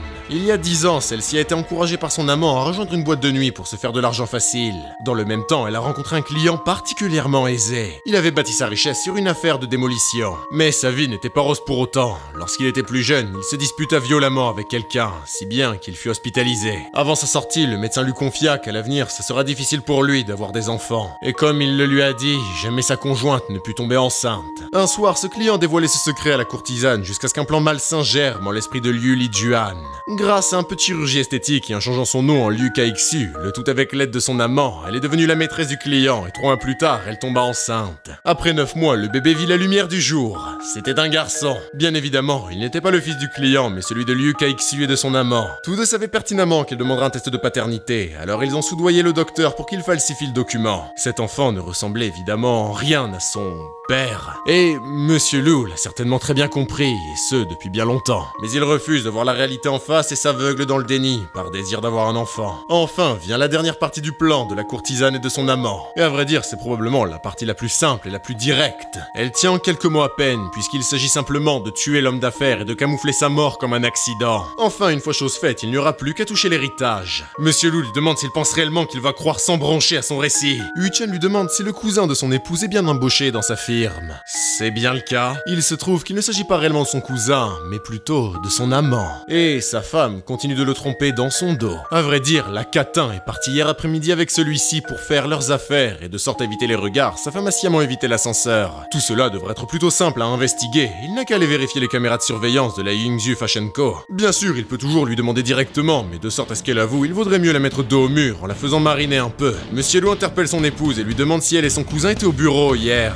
Celle-ci, ne sachant trop où il veut en venir, lui répond que c'est bien le cas, et ce jusqu'à la fin de la journée. Alors comment va-t-elle lui expliquer que cet homme lui a dit qu'ils sont partis tous les deux en réunion avec un client dans l'après-midi? Pardon? Il a dû se tromper. Ah bien, ils n'ont qu'à lui demander si sa mémoire lui fait défaut. Ah non, non, il ne s'est pas trompé. Maintenant qu'elle y repense, ils sont bien partis hier après-midi, parler à un client. Ils ont dû revenir sous les coups de 2 ou 3 heures de l'après-midi. Ils ont fini leur journée en réunionnant sur les affaires de publicité et autres au bureau. En tout cas, elle aimerait savoir pourquoi elle lui demande des choses comme ça. Ce gamin a osé l'insulter, ne compte-t-il pas la défendre elle et l'honneur de son fils? La giflant violemment et lui hurle de se taire. Allez s'imaginer qu'il n'était pas au courant à propos de leur affaire. Qu'elle parte, il s'occupera d'elle plus tard. Après une telle humiliation, Lu Kexu ne prit pas son reste. Lu Ganyan est désolé de leur avoir livré un si triste spectacle. Li Ruobing lui dit qu'il n'a pas à s'inquiéter, rien ne sortira d'ici. L'homme d'affaires leur explique que tout ce qu'il voulait était d'avoir un enfant. Jamais il ne s'était imaginé pouvoir être utilisé de la sorte. Serrant son point de colère, il abdique. Il accepte son destin. Il n'aura jamais d'enfant. Yu-Chen le reprend et lui dit qu'il se trompe. Il ne le sait pas, mais il a un fils formidable. Monsieur Lu lui demande de répéter. Notre héros lui a bien dit qu'il avait 2 histoires à lui raconter. Fut un temps, il y avait un couple. Ils étaient des amis d'enfance, mais un jour, tous deux tombèrent amoureux l'un de l'autre. Ils étaient persuadés passer le restant de leurs jours ensemble. Éventuellement, l'homme devint riche et avec sa fortune vint la tromperie. Il partit avec son amante et avec l'argent. Mais ce qu'il ne savait pas, c'est que son épouse était enceinte. Elle a donné naissance à un garçon, mais elle a dû rompre tout lien avec ses parents à cause de la honte d'avoir eu un enfant hors mariage. Dès lors, elle ne fut traitée qu'avec dédain, mais jamais elle n'abandonna. Qu'importe les difficultés, elle a élevé l'enfant à elle seule. Des fruits de la haine, elle enseigna à son fils que son père est mort. Éventuellement, ce garçon eut une belle carrière et fonda sa propre famille. Aujourd'hui, ce fier homme a une fille et ils vivent heureux à 4. Il a bel et bien un enfant, à vrai dire, il a même une petite famille. Lu Ganyan lui demande quel est le nom de son fils. Ma Jiawei. Il a pris le nom de sa mère. Monsieur Lu lui demande, hésitant, si elle s'est remariée depuis. Yu-Chen lui répond que non. Grâce à lui, elle n'a plus aucune confiance envers les hommes. Elle vit toujours à Dongai et sans doute qu'elle sait qu'il est devenu multimillionnaire. Cependant, elle n'a jamais cherché à le recontacter après tout le mal qu'il lui a fait. Cherchant un papier dans sa poche, il le confie à Lu Ganyan. Il s'agit là de son adresse. Qu'elle l'ait pardonné ou non, c'est à lui de le découvrir. Celui-ci lui dit que si par miracle ils peuvent se réconcilier, il lui sera plus que redevable. Li Ruobing fait remarquer à notre héros que désormais il lui doit une faveur. Et c'est parfait. Il va lui être utile à l'avenir. La nuit tombée, il dit à Li Ruobing qu'il la reverra demain. Mais celle-ci l'interpelle, qu'il revienne, et elle a quelque chose à lui dire. S'étant rapprochée de la vitre, il lui demande ce qu'elle lui veut. La grippant par la veste, elle embrasse à Yu-Chen passionnément. Ding Ruilong apprécie envoyer des espions pour lui rapporter tous ses faits et gestes. Elle va le rendre malade. Yu-Chen lui demande s'il s'agit là de son premier baiser. Li Ruobing lui demande si ce genre d'informations font également partie de son réseau. Oh non, c'est plus que cette technique était plus médiocre. Sur ce, ils se reverront demain. Au cœur du bloc d'appartement, Mukian demande à son amie Lily si elle ne pouvait pas plutôt aller manger quelque chose ensemble. Mais celle-ci lui répond qu'elle doit d'abord s'occuper de ce pervers. Mais Mukian lui répond qu'elle voulait bien le faire avec lui. Mais Lily lui rétorque qu'elle s'est faite manipuler et elle refuse de laisser passer ça. Après avoir été laissée chez elle par notre héros, Mukian avait été rejoint par son amie Lily. La première lui demande si elle ne lui a vraiment rien dit. Et si c'est le cas, comment pourrait-il en savoir autant sur elle? Lily lui dit que les considérations, elle s'en moque. Le plus important pour l'heure, c'est de lui coller une branlée. Au fond, elle voulait simplement lui demander si elle savait quoi que ce soit à propos de lui, mais elle s'attendait à tout sauf à ce type de réaction. Au détour d'un couloir, elle l'avait vu. Mukian dit à Lily que c'est lui. Yu-Chen les salue, mais à peine fini que Lily lui demande s'il est allé voir ailleurs. Si c'est le cas, qu'il sache qu'il est un vrai salaud. Eh bien, si elle sait qu'il n'est pas une bonne personne, ne trouve-t-elle le courage de lui parler sur ce ton? Alors que Yu-Chen passe sa main dans sa poche, Lily prend les devants et sortant un taser, lui dit de rester où il est. Ne prêtant attention à ses menaces et lui répond calmement qu'il comptait juste ouvrir la porte. Celle-ci lui demande s'il compte réellement l'ignorer, qu'il aille pourrir en enfer. Mais alors que Mukian lui hurle d'arrêter, Yu-Chen dit calmement que Hu Xiaowei la trompe. Lily lui demande de quoi il parle tout à coup. Notre héros continue. Lorsque Hu Xiaowei est revenu à Dongai il y a 4 jours, il est d'abord passé voir son amante, laquelle habite l'appartement 201 au 19 rue Fuyan. Ils sont allés ensemble avec leurs amis en soirée, mais malheureusement pour lui, il est arrivé à court d'argent. D'où le fait qu'il soit retourné la voir. Celle-ci lui demande s'il dit vrai. Si elle ne le croit pas, elle n'a qu'à l'appeler et le faire mariner un peu. Passablement agacée, elle lui dit qu'elle a l'œil pour choisir un homme. Elle l'appellera juste pour lui prouver qu'il a tort. Lily demande à son chéri où il est. Bah, à la maison. Elle lui dit qu'il a besoin qu'il vérifie que les 10 000 $ qu'elle a planqués sous coffre à chaussures dans le placard de la chambre sont bien là. Il lui dira d'ici une bonne demi-heure. Cet enfoiré n'est réellement pas chez eux. Elle va lui crever les yeux, à salaud. Muken lui dit d'attendre, elle va l'accompagner. Mais à peine eut-elle fini que Wu-Chen se saisit de la beauté, la tenant dans ses bras, lui demande si elle ne souhaiterait pas rentrer pour l'instant. Elle lui demande pourquoi il l'a prise dans ses bras. Une princesse ne devrait pas se fatiguer. Elle peut marcher d'elle-même alors qu'il la repose tout de suite. Ne prêtant guère attention à ses complaintes, il la mena chez lui alors qu'elle lui hurle de la lâcher. Les cheveux en bataille, Wu-Chen se leva en poussant un soupir. Celui-ci se rhabillait sous le regard de Mukian. Il demande à cette dernière si elle ne compte pas se lever. Celle-ci lui dit en colère qu'elle n'a quasiment pas eu de sommeil à cause de lui. Mais avant même qu'elle ne puisse finir sa complainte, il lui jeta un mouchoir froissé. Il a écrit son numéro personnel dedans. Si jamais elle veut le revoir, elle n'a qu'à l'appeler plutôt que d'attendre devant chez lui. Mukian avait récupéré son sourire. À l'extérieur, un homme suivait Wu-Chen. Ce dernier s'arrêta subitement pour composer un numéro. Alors comme ça, il a envoyé quelqu'un le prendre en filature toute la veille et il continue. Bref, il va se rendre au terrain d'entraînement, qu'il le retrouve là-bas. Il a beau avoir maîtrisé la grande majorité des techniques d'art martial, ses capacités physiques sont encore bien médiocres. Il doit continuer son entraînement à tout prix. Après tout, il s'est mis Dingru Long à dos. Il va sans dire qu'il risque gros. Une fois son entraînement fini, il avait été rejoint par le patron Wang. Enfin là, il y a encore peu de temps, Wang Jungyuan était un gangster de seconde zone. Mais lui et Lita y ont rapidement su accroître leur réseau. C'est ainsi qu'il a gagné en pouvoir et a pu étendre son influence. En quelques années, Wang est devenu l'un des 4 patrons, le tout en étant le plus jeune. Il contrôle 90% de l'industrie du divertissement sur la région de la mer de Chine orientale, en plus de peser lourd dans les sphères logistiques et manufacturières. Wang, définitivement mal à l'aise, dit à notre héros qu'il se doit de lever le voile sur ce malentendu. S'il a envoyé quelqu'un le suivre, c'est pour s'assurer de sa sécurité, et il n'y a aucune mauvaise intention. Wu-Chen lui dit que Liruo Tai ne souhaiterait certainement pas qu'il le suive lui et Liruo Bing. Il doit bien savoir que son supérieur est plus que protecteur vis-à-vis de sa grande sœur, alors s'il avance ses actes, il est foutu. Wang se sait très bien dos au mur, mais Wu-Chen lui dit de se relaxer. S'il voulait tout dévoiler à Liruo Tai, il ne l'aurait pas appelé pour le voir. Dans ce cas, qu'est-ce qu'il lui veut? Il veut simplement devenir son ami. Il a une myriade de subordonnés et il aimerait pouvoir en bénéficier à l'occasion. Wang lui dit, soulagé, qu'il n'y voit aucun problème, il n'aura qu'à lui demander. Wu-Chen lui aussi se sent libéré d'un poids. Grâce à son aide, il peut mobiliser ses hommes de main. Ça va grandement lui simplifier les choses à l'avenir. Mais son téléphone l'extire pas de ses pensées. À peine décroché, Liruo Bing lui dit de venir de toute urgence au bureau de la Symphony Fashion. Il s'est passé quelque chose. Notre héros lui dit qu'il arrive. Wang, ayant entendu la conversation, lui dit qu'il a des vêtements de rechange dans sa voiture. Il peut les utiliser avec cette dernière. Il n'aura qu'à considérer cela comme une excuse de sa part. Également, qu'il n'hésite pas à s'en servir à l'avenir. Dans ce cas, il ne va pas se gêner. Au bureau de la symphonie, tout le monde passait appel après appel. Wu-Chen, tout juste entré, avait interrompu Liruo Bing dans sa conversation. Il lui demande ce qu'il s'est passé. Pour faire simple, hier, quand il aidait à démasquer le traître, Dingru Long a appris que son plan a capoté. Et surprenamment, Deng Xunya, laquelle devait faire un discours public pour la symphonie, a subi un accident de voiture et doit rester à l'hôpital. Wu-Chen lui dit que c'est évident qu'il ne s'agit pas là d'une coïncidence. Liruo Bing le sait aussi, mais jamais elle ne se serait imaginé qu'il briserait leur pari quitte à user de l'influence de sa famille. Wu-Chen demande à Liruo Bing si elle veut qu'il lui trouve un nouveau porte-parole. Celle-ci lui demande s'il connaît quelqu'un dans son réseau. Récompensé au Golden Globe, aux Grammys, couronné à de multiples reprises pour sa performance dans divers films, Tao Manning.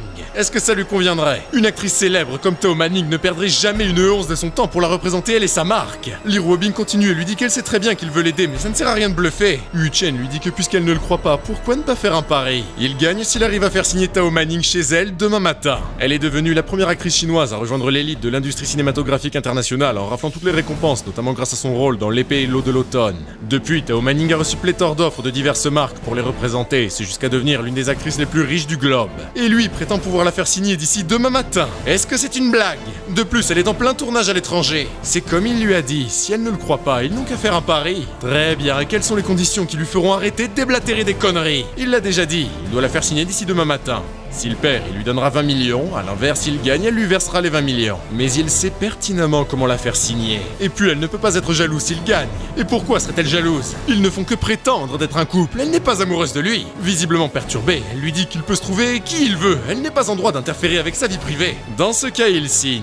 Ah, et tant qu'elle y est, qu'elle lui fasse le virement des 20 millions maintenant pour couvrir ses frais. La porte à peine fermée, celle-ci ne pouvait supporter sa manière d'agir. À peine sorti des bureaux de la symphonie, Wu-Chen composait un numéro. Oui, c'est lui, il a une faveur à lui demander. Le patron Wang et Wu-Chen étaient accueillis par un homme de main du premier, lequel leur dit que tout est prêt pour eux. Wang présente ainsi à notre héros la section e-sport qu'il dirige. Mais pourquoi a-t-il besoin d'eux? Celui-ci ne lui répond pas et dit à ses hommes de lancer Aoshi Xianglong, version service, option héros légendaire. Qu'ils s'occupent de créer tous les comptes nécessaires afin de se rendre à la 3ème zone ouverte il y a 2 jours, et qu'ils utilisent roi hégémonique comme préfixe. Une fois entrés, qu'ils l'attendent au square des débutants. Lui va mettre l'argent nécessaire pour monter leur clan. Au bout de 4 heures de jeu, ils terrassaient les boss un à un. Tous profitaient de l'argent que Wu-Chen avait mis dans le jeu pour s'amuser comme jamais. Le boss vaincu, celui-ci regardait ses acolytes célébrer. Wang s'était dirigé vers notre héros et lui explique que leur guilde, le roi hégémonique, vient de devenir la plus grande guilde d'Aoshik Xianglong devant les dragons souverains. Par contre, pour augmenter de niveau leur équipement, ça leur coûtera plus de 8 millions. Yu Chen lui dit que ça n'est pas un souci et s'attelle à lui expliquer qu'il n'y a plus aucun joueur casuel sur le serveur. Pour faire simple, parmi les joueurs actifs, il n'y a guère d'autre que leur guilde et celle des dragons souverains. Cela étant dit, il est l'heure de passer à la deuxième étape du plan. Yu Chen venait d'envoyer un message général. La guilde du roi hégémonique a commencé son raid sur la cité impériale détenue par les dragons souverains. Sur la place principale, les deux guildes se livraient une féroce bataille. Yu Chen était confiant quant à l'issue du combat. Un homme interpelle notre héros et lui dit qu'il n'en revient pas. Avec ses précédents exploits, il a dû se faire une quantité monstrueuse d'argent. Mais le guerrier, se révélant être le chef des dragons souverains, lui dit que sa victoire n'est clairement pas décidée. Yu Chen n'est pas du même avis. Le vainqueur sera déclaré d'ici quelques instants. Le maître de guilde adverse constate qu'il est bien confiant. A-t-il un plan pour gagner? Notre héros lui dit qu'au contraire, c'est lui qui va l'emporter. L'homme n'en revenait pas. Que tous ces hommes l'écoutent. Qu'ils enlèvent leur équipement et qu'ils se déconnectent. Le maître de la guilde des dragons souverains leur demande en hurlant ce qu'ils font. Qu'ils ne partent pas maintenant, la bataille n'est pas terminée. C'est si dur de trouver un adversaire comme lui. À eux deux, ils ont claqué au moins 18 millions. S'il arrête maintenant, il ne sera jamais le roi du serveur. Yu Chen lui dit qu'il n'a pas le choix. La boîte de sa femme est en danger. Il a eu l'info il y a un instant à peine. Pour faire simple, leur porte-parole a eu un accident de voiture et ils doivent en trouver une autre de toute urgence. Pas que ça le réjouisse, mais il ne peut se languir ici quand son épouse a besoin d'aide. Le joueur adverse lui dit qu'il peut lui trouver quelqu'un. Sans vouloir se vanter, il a des contacts dans le domaine. Il pourrait même lui dégoter Tao Manning.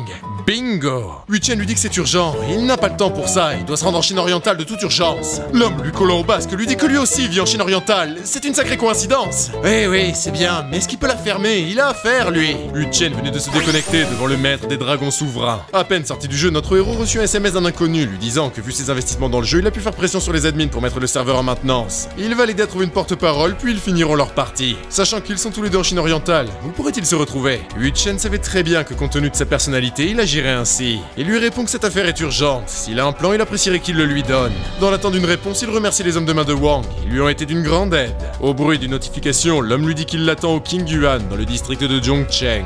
Une fois à l'intérieur, un homme grassouillet salue le maître des souverains hégémoniques. Il s'agit du second fils de la famille Lei, Lei Cheng, 42 ans. Notre héros se présente, il s'appelle Yu Chen. Lei Cheng lui demande s'il le connaît. Évidemment, il est le second fils de la famille Lei, laquelle détient la Hongfa Industry. Sa réputation est pour ainsi dire monumentale. Ah, sa réputation. Mais qu'il lui dise une chose.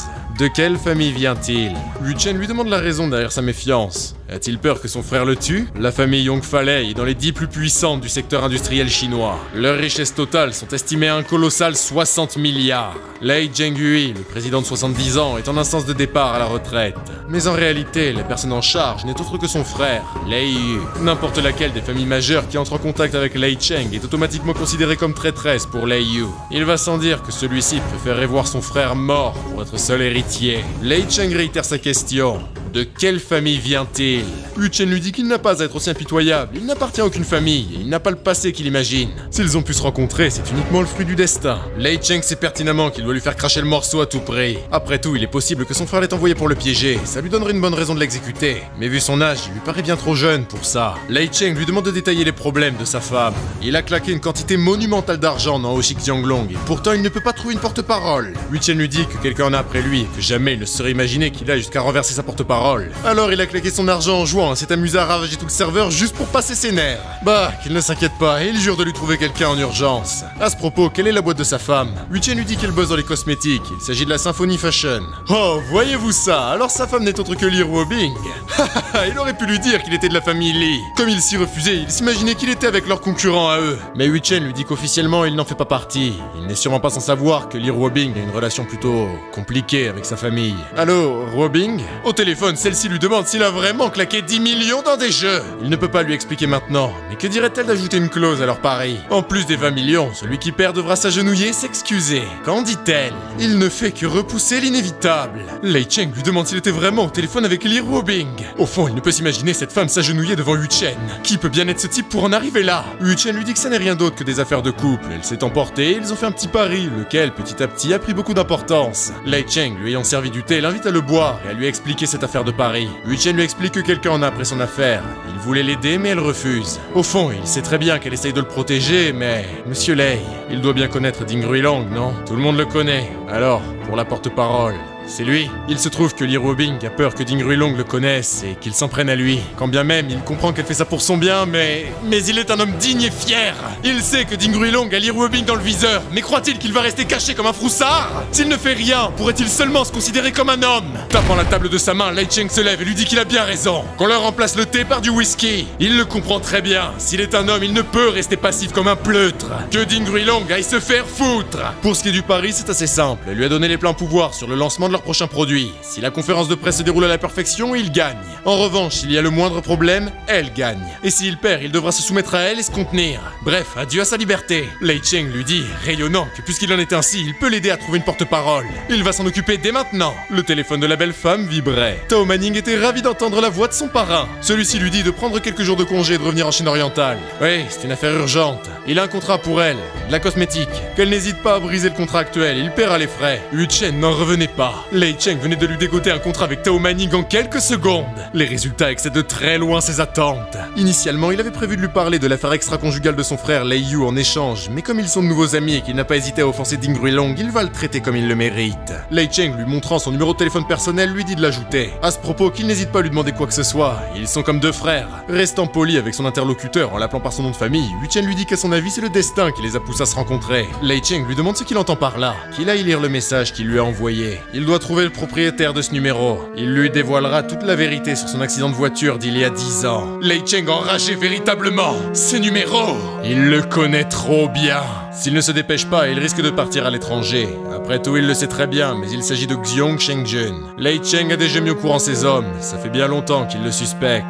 Cette nuit, il y a 10 ans, un camion est entré dans leur voiture. Sous les allures de coïncidence, il avait bien deviné qu'il s'agissait d'un geste prémédité. Il a réagi rapidement, mais ça n'a rien changé, et lui et sa femme ont fait le grand plongeon. La voiture a rapidement explosé en flammes. Par miracle, il a réussi à survivre, mais ce fut au prix de voir son épouse mourir devant ses yeux. Il a été gardé aux urgences pendant 3 mois, ce qui laissa le temps à ses agents de rassembler quelques indices. Il a été supposé que le pilote du camion n'était autre que Xiong Chengjun lui-même, le secrétaire général du conseil de sécurité du groupe Hongfa, lequel travaillait pour son frère Lei Yu. Cependant, ce type a disparu peu après ça, et jamais il ne put rassembler des preuves concrètes sur ses actes. Il a ainsi dû se plier aux paroles du vieux patron et accepter le destin. Pendant 10 ans, il s'est fait passer pour un de ces gosses de riches cyniques jusqu'à pouvoir mettre la main sur Xiong Chengjun et découvrir la vérité. Après avoir confié le numéro à ses hommes de main, l'un d'eux revint et confirme à son patron Lei Cheng qu'il s'agit bel et bien de Xiong Chengjun. Ils ont même trouvé son adresse. Parfait! Lei Cheng dit à Yu Chen qu'il lui doit une fière chandelle. S'il a besoin de quoi que ce soit, qu'il n'hésite surtout pas à faire appel à lui. Notre héros est ravi de la tournure des événements. En 2 jours, il s'est fait 2 alliés de taille. Lu Ganyan et Lei Cheng. Quoi qu'il en soit, ses affaires ici sont finies. Il n'a plus qu'à aller récupérer ses 20 millions et son excuse à genoux. Appelant Li Ruobing, il tombe directement sur sa messagerie. Yu Chen se demande si elle lui a raccroché au nez. Mais Li Ruobing lui confie par SMS qu'elle est en réunion. Pourtant, celle-ci devait finir dans la matinée. Elle ne lui aurait quand même pas mauvaise qu'il lui ait soutiré 20 millions. Sur le chemin du retour, à un feu rouge, Yu Chen constatait qu'il était entouré de voitures de luxe. Mais à peine eut-il le temps de détourner son regard que celui-ci se posa sur la belle Su Qingying, reconnue comme la plus belle femme de Chine orientale. Quand il était encore piégé de sa boucle temporelle, c'est la femme qui l'a le plus surpris, obéissante et docile. Puisqu'ils ont la chance de se rencontrer ici, autant flirter un peu. Yu Chen la salue avec sourire, mais celle-ci remonte la vitre teintée sans lui prêter attention. Eh bien dans ce cas, autant essayer autrement. Yu Chen venait de lui envoyer un petit texto. Alors comme ça, elle ignore ce bel inconnu. Il enchaîne sur un deuxième message avec son deuxième petit nom caché, Ching Ying. Après tout, il s'agit de son petit secret. Elle ferait mieux de prendre l'initiative et de lui répondre. Il recevait un SMS au même moment. S'imaginant qu'elle avait déjà répondu, il s'agit en réalité de Li Ruotai, lequel lui dit qu'il voudrait lui donner quelque chose. Ayant rejoint ce dernier, il faisait face à une magnifique villa. Li Ruotai dit à notre héros qu'elle est sienne.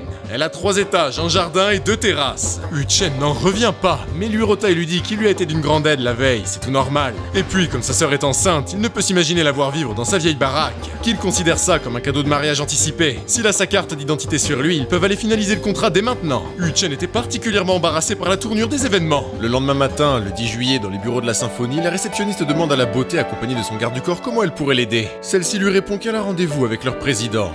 Très bien, peut-elle prendre son nom? Dévoilant son visage, elle lui dit qu'elle s'appelle Tao Manning. La réceptionniste est assez gênée, mais il n'y a rien de noté, leur présidente est en réunion. Elle va se dépêcher de faire remonter l'information. Dans le même temps, au premier étage, la colère de Lee Robing pesait lourd sur le dos de ses employés. La conférence dans 13 jours et ils n'ont toujours pas trouvé quelqu'un? Elle les paye bien au-delà de ce qu'elle devrait, ils ne sont pas foutus de faire leur travail correctement? Mais le téléphone de la présidente interrompit sa tirade. Elle demande à la réceptionniste la raison de son appel. Comment ça, Tao Manning?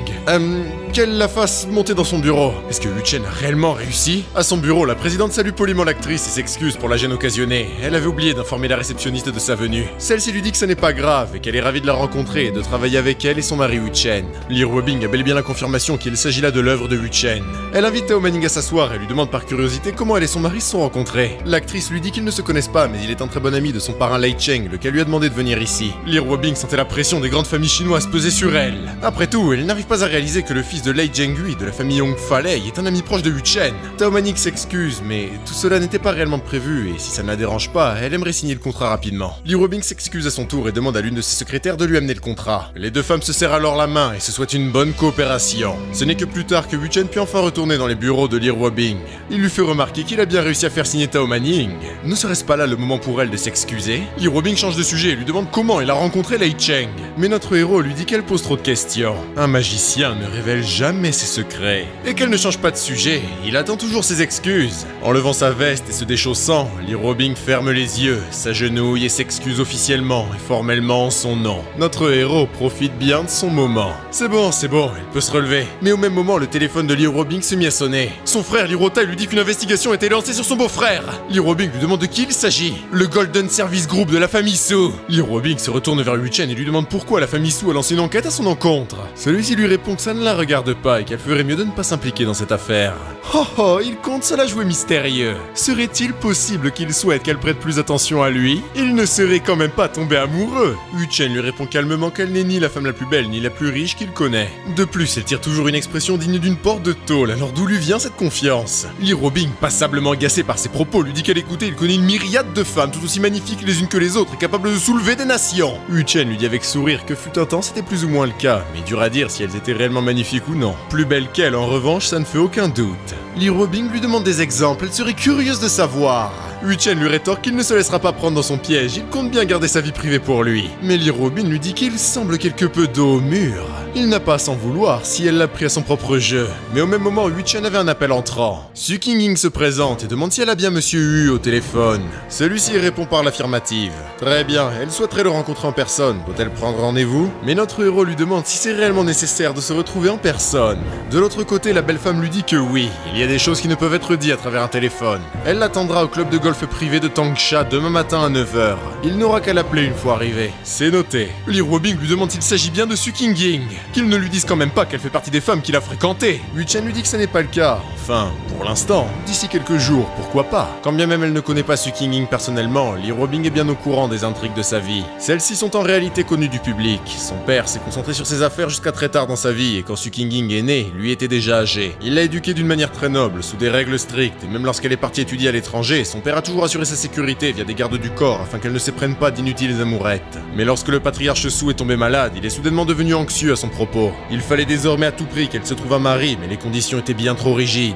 Premièrement, il faut qu'il soit de son âge, ensuite qu'il dispose d'au moins 1 milliard de capital, et enfin qu'elle marie quelqu'un appartenant au cercle de la famille Su. Lee Robing sait très bien que la susdite famille ne fera pas de compromis sur ces conditions. De plus, Su Qingying est une fille respectable qui se plie aux ordres de sa famille. A l'inverse, Wu Chen n'est pas le genre de personne à accepter un mariage à condition. Elle lui dit avec confiance qu'il lui est impossible de se mettre en couple avec. Elle ne le croit pas, alors pourquoi ne pas faire un nouveau pari? Aucun problème pour elle. Wu Chen insiste, est-elle vraiment sûre de vouloir accepter? Elle n'a pas peur de perdre à nouveau? Absolument pas. Dans ce cas, qu'elle lui donne 3 jours et il fera d'elle sa femme. Et quand il dit sa femme, il parle du type qui restera avec lui jusqu'au restant de ses jours. Non, elle lui en donnera 30. Mais Wu Chen insiste. 3 suffiront. Très bien, dans ce cas, si elle perd, il veut qu'il s'agenouille devant elle et qu'il s'excuse. Wu Chen lui dit que ça lui va, mais si elle perd... Wu Chen venait de passer sa main sur la hanche de Li Ruobing, laquelle lui demande ce qu'il veut qu'elle fasse. Qu'il lui donne un instant pour réfléchir. Pas de problème, elle a déjà perdu une fois, si elle perd un corps, elle admettra défaite. Ça lui va. Au matin du 11 juillet, au club privé de Tangsha, dans la banlieue nord de Donghai, Wu Chen explique au personnel de l'établissement qu'il a rendez-vous avec Mademoiselle Su. L'un des employés lui demande de le suivre. Mademoiselle Su l'attend. Notre héros venait d'arriver en plein cœur du terrain de golf privé, et il félicite Su Qingying pour son coup. Celle-ci ne perd pas de temps et lui demande comment il est au courant. Wu Chen lui dit que comment n'est pas important, qu'il lui donne son prix. Son prix ? Croit-elle qu'il la blackmail? Su Qingying lui dit que ne pas prendre l'argent ne fera que diminuer les chances qu'elle ait confiance en lui. Notre héros lui dit que puisqu'elle est si inquiète, pourquoi n'a-t-elle pas fait venir plus de gardes pour creuser un trou et l'y mettre dedans? Elle aurait pu le faire taire pour toujours. Premièrement, elle n'est pas comme Li Ruobing et ne ferait rien de la sorte. Deuxièmement, il est son petit copain. Personne n'oserait lui faire ça. Wu Chen marmonne qu'elle a donc besoin de quelque chose qui lui donnerait confiance en lui. Il venait de prendre le bras de la belle Su Qingying. Voilà la preuve dont elle a besoin. Celle-ci lui demande ce qu'il fait et qu'il la lâche. De quoi parle-t-elle? Il compte juste lui enseigner comment jouer, qu'elle n'aille rien s'imaginer. Et puis, maintenant qu'elle a quelque chose de tangible, ne pourrait-elle pas lui accorder sa confiance? Su Qingying sait très bien qu'il est le petit copain de Li Ruobing, laquelle est possessive et impitoyable. Si elle apprenait que son copain s'était comporté ainsi avec une autre femme, elle le broierait vivant. Celui qui devrait avoir peur n'est pas elle, mais lui. À l'arrière, les gardes du corps de Mademoiselle ne savaient pas si elle résistait ou si elle se laissait aider. Su Qingying demande en souriant notre héros s'il n'a pas peur qu'elle appelle Li Ruobing pour tout lui raconter. Bien sûr qu'il a peur, mais elle aussi a peur qu'il expose tous ses secrets. Ne sont-ils pas sur un pied d'égalité? Alors comme ça, elle lui donne quelque chose pour le blackmail en retour. Qu'elle arrête de rêvasser, qu'elle retourne jouer. Lui claquant les fesses, il lui dit de placer son postérieur vers l'intérieur et non pas l'extérieur. Toute rouge, celle-ci lui demande comment il ose. Les gardes du corps se ruent pour téléphoner à madame et lui dévoiler l'agression. Cela dit, Su Qingying avait pris une bien meilleure posture pour jouer. Mais une nouvelle tape et lui demande si son bassin penche vers l'avant. Si ce n'est pas une malformation, qu'elle se force à se pencher plus. Réalisant un excellent swing, elle demande à Wu Chen si c'est mieux. Celui-ci le lui confirme, mais malheureusement, elle ne pourra rien lui enseigner d'autre. Su Qingying lui demande pourquoi. Eh bien, s'il a vu juste, sa mère a envoyé du monde pour l'arrêter et il devrait être là d'un instant à l'autre. Ayant dépêché un chauffeur, sa colère montait au fil que les gardes du corps de Mademoiselle lui racontaient les détails. De leur point de vue, eux deux simulent une scène où Wu Chen, lequel est de son âge, lui apprend à jouer au golf. Mais le plus probable est que Mademoiselle les fait venir pour fricoter ensemble. Elle leur dit qu'elle arrive sur le champ, qu'ils ne laissent surtout pas cet homme s'enfuir. Alors que les gardes du corps rapportent tous les faits et gestes de Wu Chen et de Su Qingying, celle-ci demande à notre héros ce qu'il compte faire puisque sa mère arrive. Il lui répond calmement qu'ils n'ont qu'à s'enfuir ensemble. Ça la tente? S'échapper avec lui. Wu Chen lui demande si elle compte vivre comme ça pour le restant de ses jours. Celle-ci, hésitante, notre héros lui saisit la main et lui dit de ne pas y réfléchir, qu'elle se contente de courir. Les gardes, bien trop en retrait, n'avaient pas le temps de les rattraper. Une fois dans la Ferrari, il était trop tard. Qu'ils informent madame. Au téléphone, il lui rapporte la nouvelle. Le jeune homme a fui avec mademoiselle. Au volant de la voiture, Wu Chen lui demande si elle a peur. Mais au même moment, son téléphone se mit à sonner frénétiquement. C'est sa mère. Wu Chen lui dit qu'elle pourrait considérer être elle-même au moins pour la journée. Terrorisée, elle venait de rassembler quelques bribes de courage et répondit à sa mère, laquelle lui demande où elle est. Su Qingying lui répond qu'elle est avec un ami. Un ami? Depuis quand elle a un ami? N'a-t-elle pas conscience de qui elle est? Est-il au moins digne d'elle? Bon sang, elle ne l'a pas éduquée pour qu'elle fuit ainsi avec un homme. Elle va lui dire une seule et dernière fois qu'elle revienne sur le champ. Wu Chen avait baissé la vitre côté passager en silence. Su Qingying avait compris son geste. Oui, aujourd'hui, elle a décidé d'être elle-même. Elle hurle en retour à sa mère qu'elle est un être humain, pas une poupée de cire et encore moins sa chose. Après avoir jeté son téléphone par la fenêtre, sa mère en resta bouche bée. Wu Chen lui dit que sa mère va probablement mobiliser tout le pouvoir de la famille Su pour les retrouver. Mais Su Qingying lui répond qu'elle a bien trop peur d'entacher sa réputation pour faire un esclandre public. Quand bien même, ne craint-elle pas qu'il l'ait kidnappée pour la trafiquer? Les larmes aux yeux lui dit qu'elle n'en a rien à faire. Personne n'a jamais osé l'approcher. Elle a toujours vécu dans une fausse lumière. Lorsqu'elle était enfant, tout le monde l'a félicitée pour ses bons résultats scolaires. Même quand elle a commencé son business, les compliments étaient adressés à ce qu'elle accomplit, mais jamais à son égard. Sa mère a vécu à travers elle par procuration. Elle n'a jamais été libre de choisir. S'enfuir avec lui représente peut-être sa seule chance pour goûter à la liberté. Eh bien, de son point de vue, elle a pris la bonne décision. Il vaut mieux guérir le mal avant qu'il ne soit trop tard. Mais Su Qingying lui dit d'un air triste qu'il est le petit copain de Li Ruobing. Il a peur qu'elle découvre tout cela, non? Ayant décroché sa ceinture, Su Qingying venait d'embrasser Wu Chen à sa plus grande surprise. Perdant le contrôle du véhicule un instant, il lui demande ce qu'elle est en train de faire. Elle voit bien qu'il conduit, mais elle veut qu'elle s'assoie, c'est un ordre. Celle-ci s'y plie docilement. Su Qingying, Cette facette d'elle est vraiment fascinante. Il se rappelle de l'une des boucles temporelles. Il l'avait capturée pour satisfaire sa curiosité quant à comment elle était devenue une parfaite poupée vivante et lui a montré certains de ses vieux messages sur un forum. L'un d'eux l'a particulièrement marqué. Pourquoi sa mère ne la laisse pas jouer? Pourquoi doit-elle porter seule le lourd fardeau que représente leur famille? Pourquoi ne peut-elle faire que ce que sa mère l'autorise à faire et pas ce qu'elle veut elle? Est-elle le jouet de sa mère? Pourquoi fallait-il qu'elle vienne au monde? Comment pourrait-elle se sentir heureuse et vivante?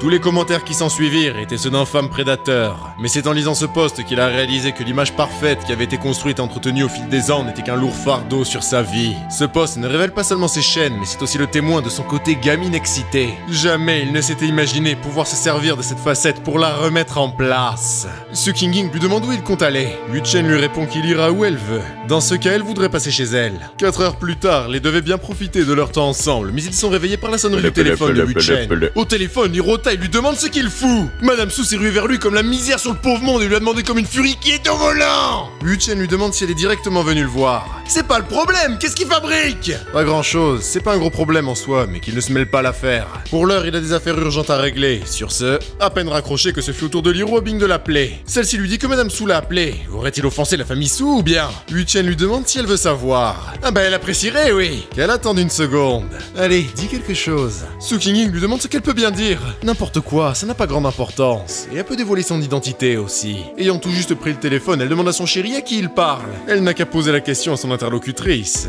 Chéri? Suking Ying, intimidé, demande qui est à l'appareil. Li Ruobing répond en se présentant et demande qui est de l'autre côté. Suking Ying se présente à son tour. Li Ruobing lui demande quelle est sa relation avec Yu Chen. Elle lui dit qu'ils sont juste des amis qui parlent affaires. Li Ruobing n'est pas dupe, elle a très bien entendu parler d'autre chose juste avant. Mais elle compte feinter l'ignorance. Il y a quelque chose qui ne tourne pas rond. Elle s'excuse auprès de Mademoiselle Su d'interrompre leur réunion, mais elle aimerait parler à Yu Chen un instant. Ayant récupéré la ligne avec son assistant, elle lui demande où il est. Ce à quoi elle lui répond qu'ils ont fait un furtif détour chez Suking Ying avant de passer à la villa que son frère lui a donnée. Très bien, qu'ils l'attendent là-bas. Elle arrive. Yu Chen sent que les choses vont devenir particulièrement intéressantes quand elle va arriver. Suking Ying lui demande s'il n'a pas peur d'elle. Elle risque de découvrir leur relation. Pour être franc, lui et Li Ruobing ne sont pas réellement en couple. Suking Ying lui dit qu'elle comprend. C'est une façade comme les 3 précédents. Exactement, mais même son frère n'est pas au courant, alors elle doit garder ce secret bien pour elle. Compris? Bien sûr, elle ne souhaiterait pas s'attirer ses foudres. Par contre, ça veut dire qu'il lui a menti quand il lui a donné de quoi le blackmail au golf. La prenant par la taille, il lui demande si elle regrette.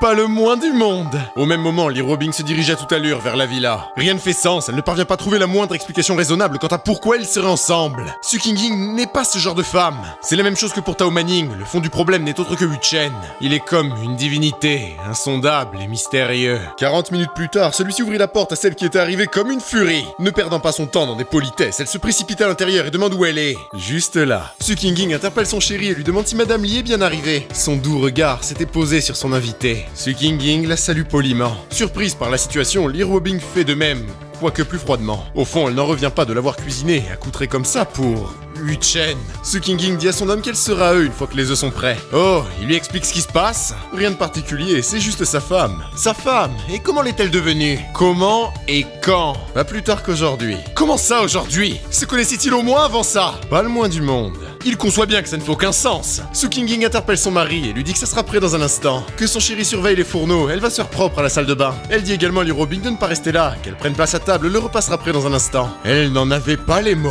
Prenant Yu Chen par le bras, elle lui dit de venir un instant. Suking Ying sortant de la salle de bain appelle une nouvelle fois son chéri et lui demande si la lessive sèche bien dehors. Li Ruobing ne pouvait se faire à cette vue, à cette Suking Ying en parfaite épouse, attentionnée et aimante. Elle est aussi attristée que jalouse, que surprise que choquée du spectacle auquel elle assiste. Suking Ying arborait toujours son sourire et dit à son mari à leur inviter de passer à table. À vrai dire, ça fait longtemps qu'elle n'a pas cuisiné, mais elle espère que ça lui plaira. Yu Chen, n'ayant pas pris son reste pour attaquer, lui dit que c'est parfait. Li Ruobing se sentait humiliée. Elle ne peut rester passive. Elle demande à Suking Ying depuis combien de temps ils se fréquentent. Celle-ci lui dit que ça ne fait pas longtemps, mais c'était le coup de foudre au premier regard. Quand elle l'a vu, elle a su que le destin avait frappé. Bon sang, mais qu'est-ce qu'elle raconte? Ce n'est pas impossible pour elle de tomber amoureuse, mais au premier regard, c'est parfaitement impossible. Surtout avec une telle famille derrière. Il doit y avoir quelque chose derrière ça, ce n'est pas possible autrement. D'ailleurs, Madame Li, son chéri lui a dit qu'il n'était pas un vrai couple, n'est-ce pas? Celle-ci se retourne furieuse vers Yu Chen, mais Suking Ying continue et lui dit qu'elle n'a pas à s'inquiéter, elle ne dira rien. Ils peuvent garder leur couverture et même faire un peu d'acting en public, ça ne la dérange pas. Celle-ci se penche sans gêne sur son chéri, tenant bien à montrer à son invité que leur leur relation est réelle, pas comme la leur. Cet homme est à elle. Lee Robing constate qu'elle n'hésite pas à la provoquer. Attrapant une crevette, laquelle elle décortique, elle offre une once de gentillesse à l'égard de Wu Chen, lequel est particulièrement embarrassé, mais le geste a eu l'effet escompté chez Su Qingying. Une fois son petit copain de façade nourri de ses mains, tous trois finirent le repas en silence. Wu Chen leur dit qu'il est repu. Su Qingying lui dit que dans ce cas, elle est ravie. Elle va s'occuper de la vaisselle. En attendant qu'ils ne négligent surtout pas leur invité. Une fois Su Qingying parti, Lee Robing demande en hurlant à Wu Chen ce qu'il est en train de fabriquer. L'ayant attrapé, celle-ci lui ordonne de la suivre. Le tenant par la main, ils prirent la direction du salon. Poussant notre héros à s'asseoir, elle lui demande de lui expliquer, mais celui-ci ne lâche pas sa main et entraîne la beauté avec lui. Celui-ci lui demande pourquoi elle pose tant de questions. Elle a perdu, ce sont des choses qui arrivent. Par contre, pour ce qui est de leur pari, il est épuisé, il a passé la journée à courir dans tous les sens. Il ne dirait pas non à un massage. Une dizaine de minutes plus tard, Su Qingying était partie le rejoindre au salon, mais elle n'y vit personne. Au même moment, elle fut surprise par des bruits provenant des chambres. À l'entrée de la chambre principale, elle demande à son chéri s'il est à l'intérieur. Mais ce qu'elle surprit était une scène des plus inattendues. Elle ne pouvait croire que Lee Robing fasse un massage à son homme. Comment une femme pour elle pourrait servir un homme de cette manière? Celle-ci avait d'ailleurs bien remarqué qu'ils avaient été surpris dans leur besogne et s'était arrêtée. Wu Chen lui demande si elle est fatiguée. Si c'est le cas, qu'elle se repose un peu, et ils ont bientôt fini. Su Qingying constate qu'elle n'a pas l'impression que Lee Robing ait été plus perturbée que ça de savoir qu'ils ont été surpris. Serait-il possible qu'elle soit dans le même bateau qu'elle? Si c'est bien le cas, elles sont de vrais alliés. Et dire que Wu Chen a réussi à conquérir une femme comme elle. Il est bien plus puissant qu'elle ne l'imaginait. Accourant dans la chambre, la belle jeune fille dit à Lee Robing qu'elles n'ont qu'à faire le massage ensemble. Elle n'en croit pas ses yeux. Après avoir vu son homme se faire masser par une autre femme, primo, elle ne s'énerve pas, mais en plus elle la rejoint. Lee Robing ne parvient pas à saisir ce qui ne va pas chez elle. Serait-il possible qu'elle soit folle alliée? Mais ça ne fait pas de sens non plus. Il lui serait parfaitement possible de tenir une façade aussi longtemps. Mais alors, qu'est-ce que Wu Chen a bien pu lui faire pour la rendre aussi pathologiquement amoureuse de lui? S'étant arrêtée pour réfléchir, elle est reprise par Su Qingying, laquelle lui demande s'il y a quelque chose qui la tracasse. Avant même qu'elle ne puisse répondre, Wu Chen interpelle son épouse et lui dit qu'au lieu de le masser, elle ferait mieux d'acheter un peu d'aspirine pour Lee Robing. Celle-ci obéit sans broncher, lui dit toute rayonnante qu'elle va les chercher en bas de la rue. Lee Robing constate qu'elle est définitivement tarée. Non, c'est bien trop simple comme explication. Ne compte-t-il vraiment rien lui dire? Allez, pour 1 milliard, il lui dira tout. Pas la peine d'être aussi sarcastique, et puis leur amourette ne l'intéresse pas tant que ça. En revanche, ils sont bien d'accord que si la famille l'enquête, c'est pour sa relation avec Su Qingying, non? En réalité, il n'était pas réellement en train de l'investiguer. Par contre, le problème, c'est qu'elle est partie avec lui. Et que compte-t-il faire? Se marier? Intégrer leur famille? Wu Chen lui demande si elle croit réellement qu'il est le genre d'homme à fonctionner de la sorte. Dans ce cas, compte-t-il rompre? Mais même après ça, elle ne voit pas la famille Su le lâcher comme si de rien n'était. Mais pourquoi rompre quand ils peuvent maîtriser toute la famille Su? La maîtriser? Qu'il n'oublie pas qu'officiellement, il est son petit copain à elle. Et c'est exactement pour ça qu'ils peuvent gérer la situation sans problème. Alors, si elle comprend bien, c'est que la famille Su n'est pas encore au courant de sa relation avec elle et qu'il compte la mettre en avant pour s'en sortir. Ce qui d'ailleurs impliquerait donc le fait qu'elle doit l'aider. Très joliment vu. Bon, puisque tout le monde est dans le même bateau, est-ce qu'il pourrait enfin lui dire pourquoi elle a fugué? Pour faire simple, elle a vécu comme une poupée pendant plus de 20 ans. Désormais, tout ce qu'elle veut est de vivre comme elle le désire. Et tout ce dont elle a besoin, c'est d'un peu d'aide de leur part. Soudainement, le téléphone de Wu Chen se mit à sonner. Su Qingying lui dit d'en bas que le personnel de sa famille est à l'entrée. Que doivent-ils faire? Notre héros lui dit de ne pas paniquer, ils vont s'en occuper. Wu Chen explique à Lee Robing que la famille Su est directement venue les voir. Elle lui demande en retour s'il avait déjà prévu tout cela, d'où le fait qu'il lui demande de venir ici. À son avis, eh bien,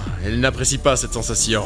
Pardon? Disons qu'elle comprend ce qu'il lui dit, mais c'est comme s'il manipule les autres sans prêter la moindre attention à ce qu'il pourrait ressentir. Qu'elle ne dise pas des choses comme ça de manière aussi crue, ce n'est que pure coïncidence si elle et la famille Su se retrouvent ici. Ce n'est pas comme s'il pouvait manipuler ce genre de choses. Elle ne le blâme pas, elle n'apprécie juste pas cette sensation. Wu Chen la sort de ses inquiétudes et lui dit de venir avec lui. Ils doivent se présenter comme un front uni. À l'entrée, les gardes de la famille Su reconnaissent bien l'homme qui était avec mademoiselle. Ils lui demandent de la libérer. Mais Lee Robing leur demande en retour s'ils sont venus juste pour causer du trouble à elle et à la famille Lee. Les gardes, visiblement gênés et surpris, lui répondent qu'ils en ont après le jeune homme juste derrière. C'est lui qui a kidnappé mademoiselle Su. Qui lui explique alors quel intérêt il aurait à la kidnapper alors qu'il est son homme à elle. Eh bien, que sont-ils en train de faire? Qui a dit qu'elle a été kidnappée? Les gardes lui répondent que ce n'est pas eux mais madame qu'ils arrêtent d'user du nom de sa mère pour embarrasser d'autres familles. Cette affaire ne les regarde pas et n'implique que sa mère et elle. Sortant de la voiture, sa mère lui hurle d'arrêter de faire l'idiote. Lee Robing salue avec sourire madame Su. Ça faisait bien longtemps, elle est toujours aussi belle. Celle-ci la salue à son tour avant de se diriger vers notre héros et lui demande s'il est bien monsieur Hu. Elle a entendu de grandes éloges à l'égard de son amant et, à vrai dire, elle a bon goût. Lee Robing la remercie pour ses compliments. Mais madame Su leur dit qu'ici n'est pas le lieu pour converser. Alors qu'elle jette un coup d'œil vers sa fille, celle-ci se cache derrière notre héros, apeurée. Lee Robing l'invite ainsi à se rendre dans ses bureaux. La famille Su a fait fortune dans le thé grâce à la fondation de la famille Jinfu. Elle est l'une des plus influentes influentes de la région. Madame Su demande à Li Ruobing pourquoi elle est avec sa fille. Ne croit-elle pas que c'est impoli de la prendre sans même l'en informer? Qui plus est, sachant que c'est son petit ami qui l'a prise avec lui. Au fond, elle aurait même de quoi le traîner en justice. Li Ruobing lui répond qu'à l'origine c'est elle qui devait aller à la rencontre de sa fille, mais à cause d'un imprévu, elle a envoyé son petit copain à la place. Dans ce cas, qu'elle lui explique pourquoi elle a entendu que Monsieur Hu a emmené sa fille de force. Premièrement, qu'elle autorise à douter du fait que son petit copain kidnappe une autre femme. De plus, King Ying a déjà 27 ans, elle est en âge de prendre des décisions d'elle-même. Et puis, n'est-elle pas curieuse quant à sa rencontre avec sa fille? En effet, elle souhaiterait avoir un peu plus de détails. Li Ruobing lui dit que sa fille n'est plus un être humain à proprement parler. Elle est une poupée construite et façonnée de ses mains à elle, laquelle ne peut décider de quoi que ce soit. Ça n'est ni plus ni moins que pour cela qu'elle a souhaité la rencontrer. King Ying l'envie et souhaiterait devenir une femme comme elle. Madame Su lui demande de répéter. C'est simple, sa fille est venue avec l'espoir qu'elle puisse l'aider. Mais que pouvait-elle faire? Ayant sorti de la poche de King Ying un sac plastique, elle explique à la maîtresse de maison qu'il s'agit de médicaments pour la tête.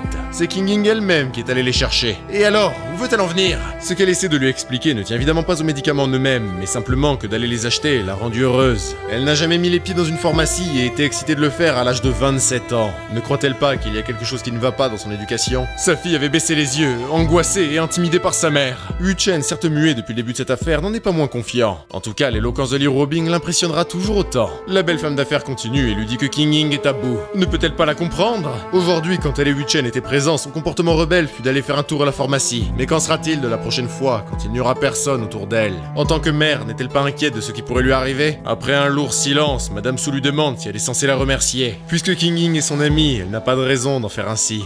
Elle a parfaitement joué son coup. Il va être l'heure d'en finir, et surtout son tour d'ajouter de l'huile sur le feu. Hu Chen s'exclame, elle et son amant ont travaillé dur jour après jour et en ont assez de devoir s'occuper des affaires des autres. Li Ruobing se demande ce qu'il est en train de faire, mais elle ne mit guère longtemps pour comprendre. Il n'est pas en colère, et il essaie d'accélérer les choses. En somme, il lui demande implicitement de le suivre dans sa pièce. Elle lui demande ainsi ce qu'il est en train de faire, King Ying et son ami, qu'ils ne disent pas ça. Mais n'en a-t-elle pas marre, elle aussi? Elle est restée aux côtés de Mademoiselle Su toute la journée par peur qu'elle fasse quelque chose à considérer, et qu'est-ce qu'elle gagne en retour? Rien d'autre que des problèmes. Tout le monde s'en moque de leur aide. Li Ruobing se penche sur Hu Chen et lui dit de se calmer, qu'ils ne disent pas des choses comme ça. Est-ce qu'il peut au moins faire ça pour elle? King Ying est son ami, elle ne voudrait pas qu'ils se disputent à cause de ça. À la vue du spectacle, King Ying y aurait cru si elle ne savait pas que leur relation est fictive. De son côté, sa mère commence à se dire que peut-être elle devrait la remercier. Elle comprend les raisons de son inquiétude.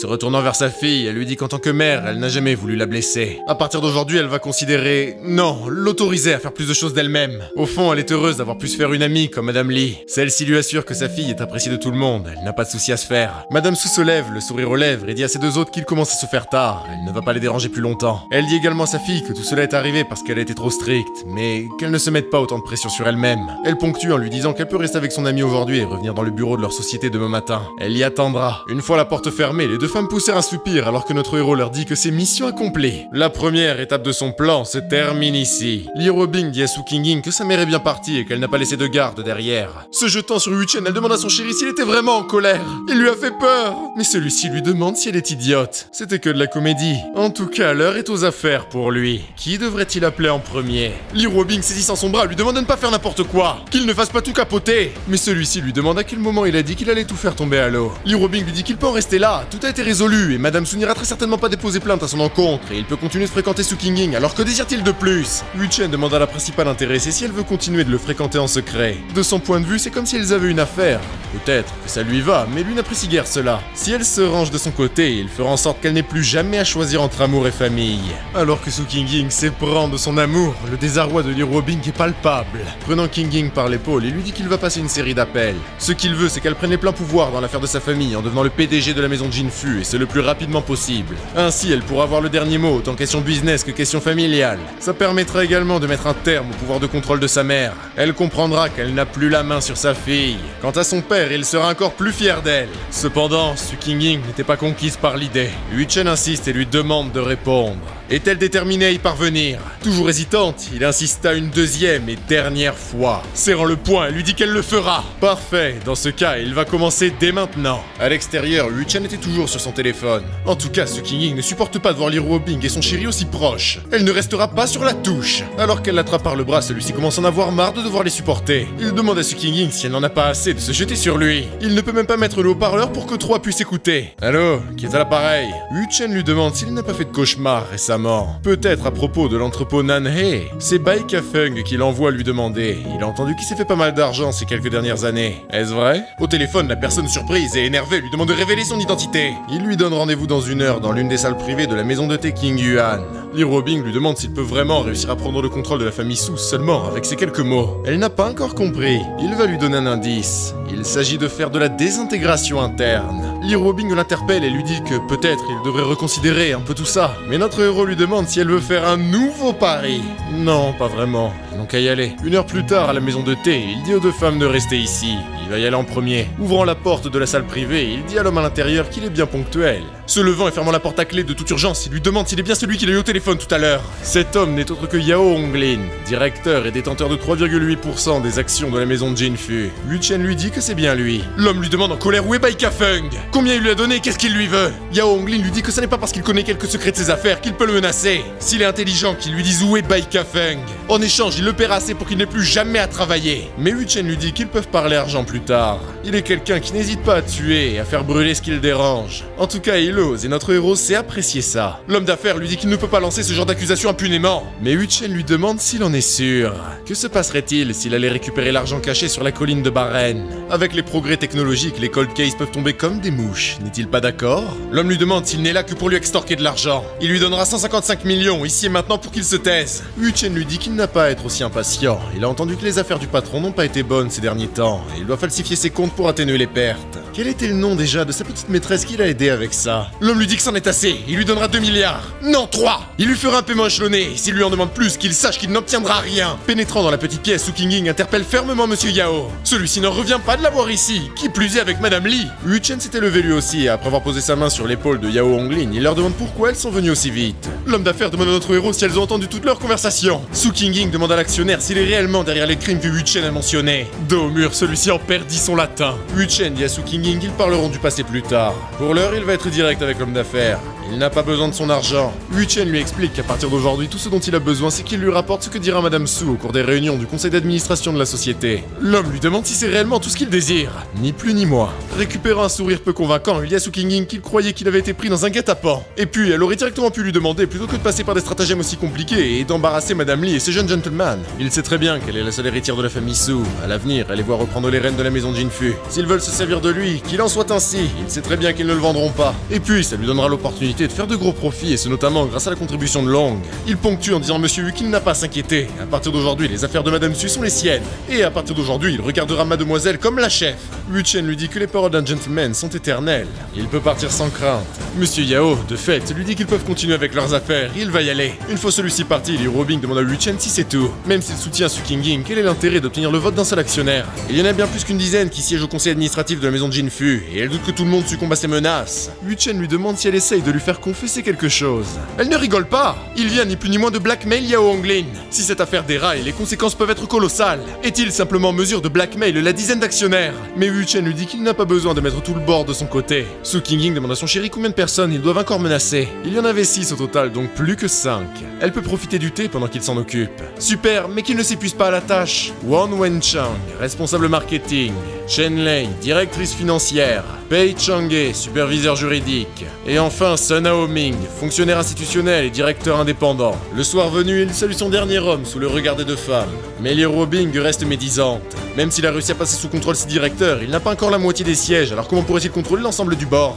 Yu Chen lui répond avec sourire que certaines choses sont trop compliquées à expliquer, mais il vaudrait mieux qu'ils attendent les résultats demain. Prenant notre héros par le bras, Su Qingying dit que peu importe ce que son chéri peut dire, il a raison et elle l'écoutera. À ce propos, il a plusieurs choses à expliquer à Qingying, alors est-ce que Li Ruobing pourrait les laisser rester chez elle ce soir? Le prenant par le bras, elle lui dit que ce sera à une condition. Yu Chen lui demande si elle est vraiment sûre d'elle. Qu'ils se taisent et qu'ils y aillent. À peine rentrée, Li Ruobing dit à Su Qingying qu'elle n'a qu'à aller prendre sa douche la première. Yu Chen demande à la femme d'affaires pourquoi elle avait besoin de se débarrasser d'elle. Qu'il la ferme et qu'il la suive. Enlaçant notre héros, elle lui ordonne de l'embrasser. Est-ce que Madame Li Ruobing veut faire sa première fois? Non, c'est impossible. Su Qingying va sortir de la douche d'un instant à l'autre. Elle n'aurait jamais choisi ce moment. À son avis, c'est une simulation. Elle a dû remarquer un paparazzi. La serrant un peu plus près de lui, celle-ci était gênée de devoir se livrer à ça. Mais puisqu'il en est ainsi, il ne va pas se se gêner. Ding Ruilong va avoir de quoi se réjouir. Le paparazzi lui-même était quelque peu surpris de leur absence de pudeur. Au bout de quelques minutes, Wu Chen dit à Li Ruobing que le paparazzi doit être parti. Alors comme ça, il avait deviné. Pas une surprise qu'il était aussi calme. En tout cas, il commence à se faire tard. Il ferait mieux de rentrer. Au même moment, dans le sud de la ville de Guang, bureau principal de Ding Ruilong, celui-ci n'hésite pas à copieusement insulter la qui lui est promise. Celle-ci ne se gêne même pas à baiser sur le balcon. Ce Wu Chen, il va crever cet enfoiré. Jiang Chuan. Celui-ci est l'un des subordonnés les plus loyaux de Ding Ruilong. L'ancien membre des forces spéciales lui demande pourquoi il l'a appelé. Son patron lui ordonne de se rendre en Chine orientale, qu'il trouve ce Wu Chen et qu'il le bute. Ah, et le plus il le fera souffrir, le mieux. Jiang Chuan lui dit qu'il s'agit du territoire de l'Iruotai. Il lui faudra au moins 5 jours. Mais Ding Ruilong lui dit qu'il ne peut pas attendre aussi longtemps. 3 jours. Il lui laisse 3 jours pour le buter. Le lendemain matin, notre héros murmure à Su Qingying de se réveiller. C'est tirant, celle-ci lui dit qu'elle n'a pas assez dormi. Mais notre héros lui dit qu'elle doit se réveiller, sinon elle sera en retard au travail. Se rappelle-t-elle de ce qu'il lui a appris la veille? Évidemment. Au fond, elle sait pertinemment que c'est la réussite ou l'échec d'aujourd'hui qui décidera de son destin. Li Ruobing toqua à la porte avant de l'ouvrir et de dire à Su Qingying qu'elle va l'amener au travail. À peine arrivée que les secrétaires de la maison Jinfu bombardent la jeune Su Qingying de questions à propos des affaires de la société. Mais celle-ci leur répond qu'ils en parleront au cours de la réunion. Cela dit, avant toute chose, elle salue Madame Li et lui dit à la prochaine. Mais pour l'heure, ils ont affaire. À 10h, au cœur de la salle de conférence, les cris se faisaient entendre par derrière la porte.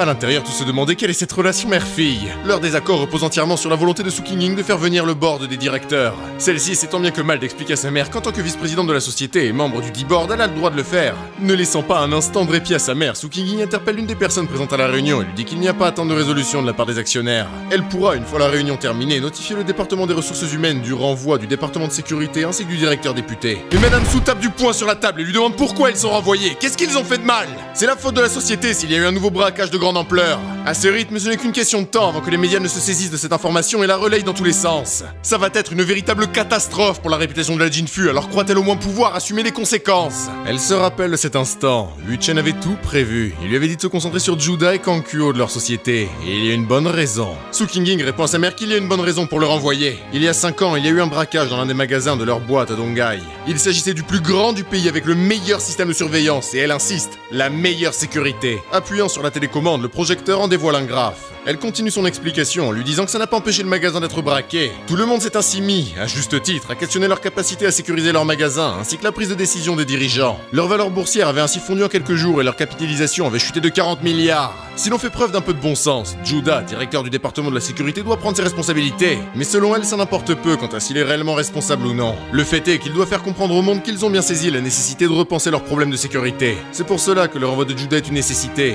Avec ça, ils ont l'espoir de maintenir la valeur de leurs actions. Tout le monde ressentait bien que la jeune présidente est bien différente. Sa mère lui dit qu'elle comprend, mais ça n'explique pas le renvoi de Kang Kuo. Est-ce qu'elle compte jeter le blâme sur lui aussi? Sa fille lui répond qu'il ne travaille même pas réellement pour leur entreprise, alors où est le problème? De toute façon, elle sait très bien que son rôle ici n'est autre que de servir de garde du corps à sa mère. Et celle-ci commence à comprendre ce qu'il se passe. Tout ce que Su Qingying veut est une raison de se rebeller, rien d'autre. Très bien. Sa mère hurle à tout le monde qu'ils vont s'entretenir avec les actionnaires. Qu'ils les préviennent tous, une réunion se tiendra à 3h de l'après-midi. En parallèle, au bureau de la Symphony Fashion, Li Ruobing demande à Wu Chen pourquoi il est venu. La famille Su est sûrement en train de brûler de l'intérieur. Ne compte-t-il rien faire à ce propos? Il l'a déjà dit, mais il compte bien voir comment Su Qingying se débrouille. Pour l'heure, il va profiter du peu de temps qu'il a devant lui pour dessiner un peu. Li Ruobing lui demande ce qu'il dessine donc. Celui-ci lui répond qu'il a tout ce qu'il faut ici pour divertir son crayon. Il se remémore les photos qui ont été prises hier. Ding Ruilong ne doit pas être loin d'avoir fini son investigation sur lui. Il doit s'apprêter à agir. Il va être l'heure pour lui de faire quelque chose.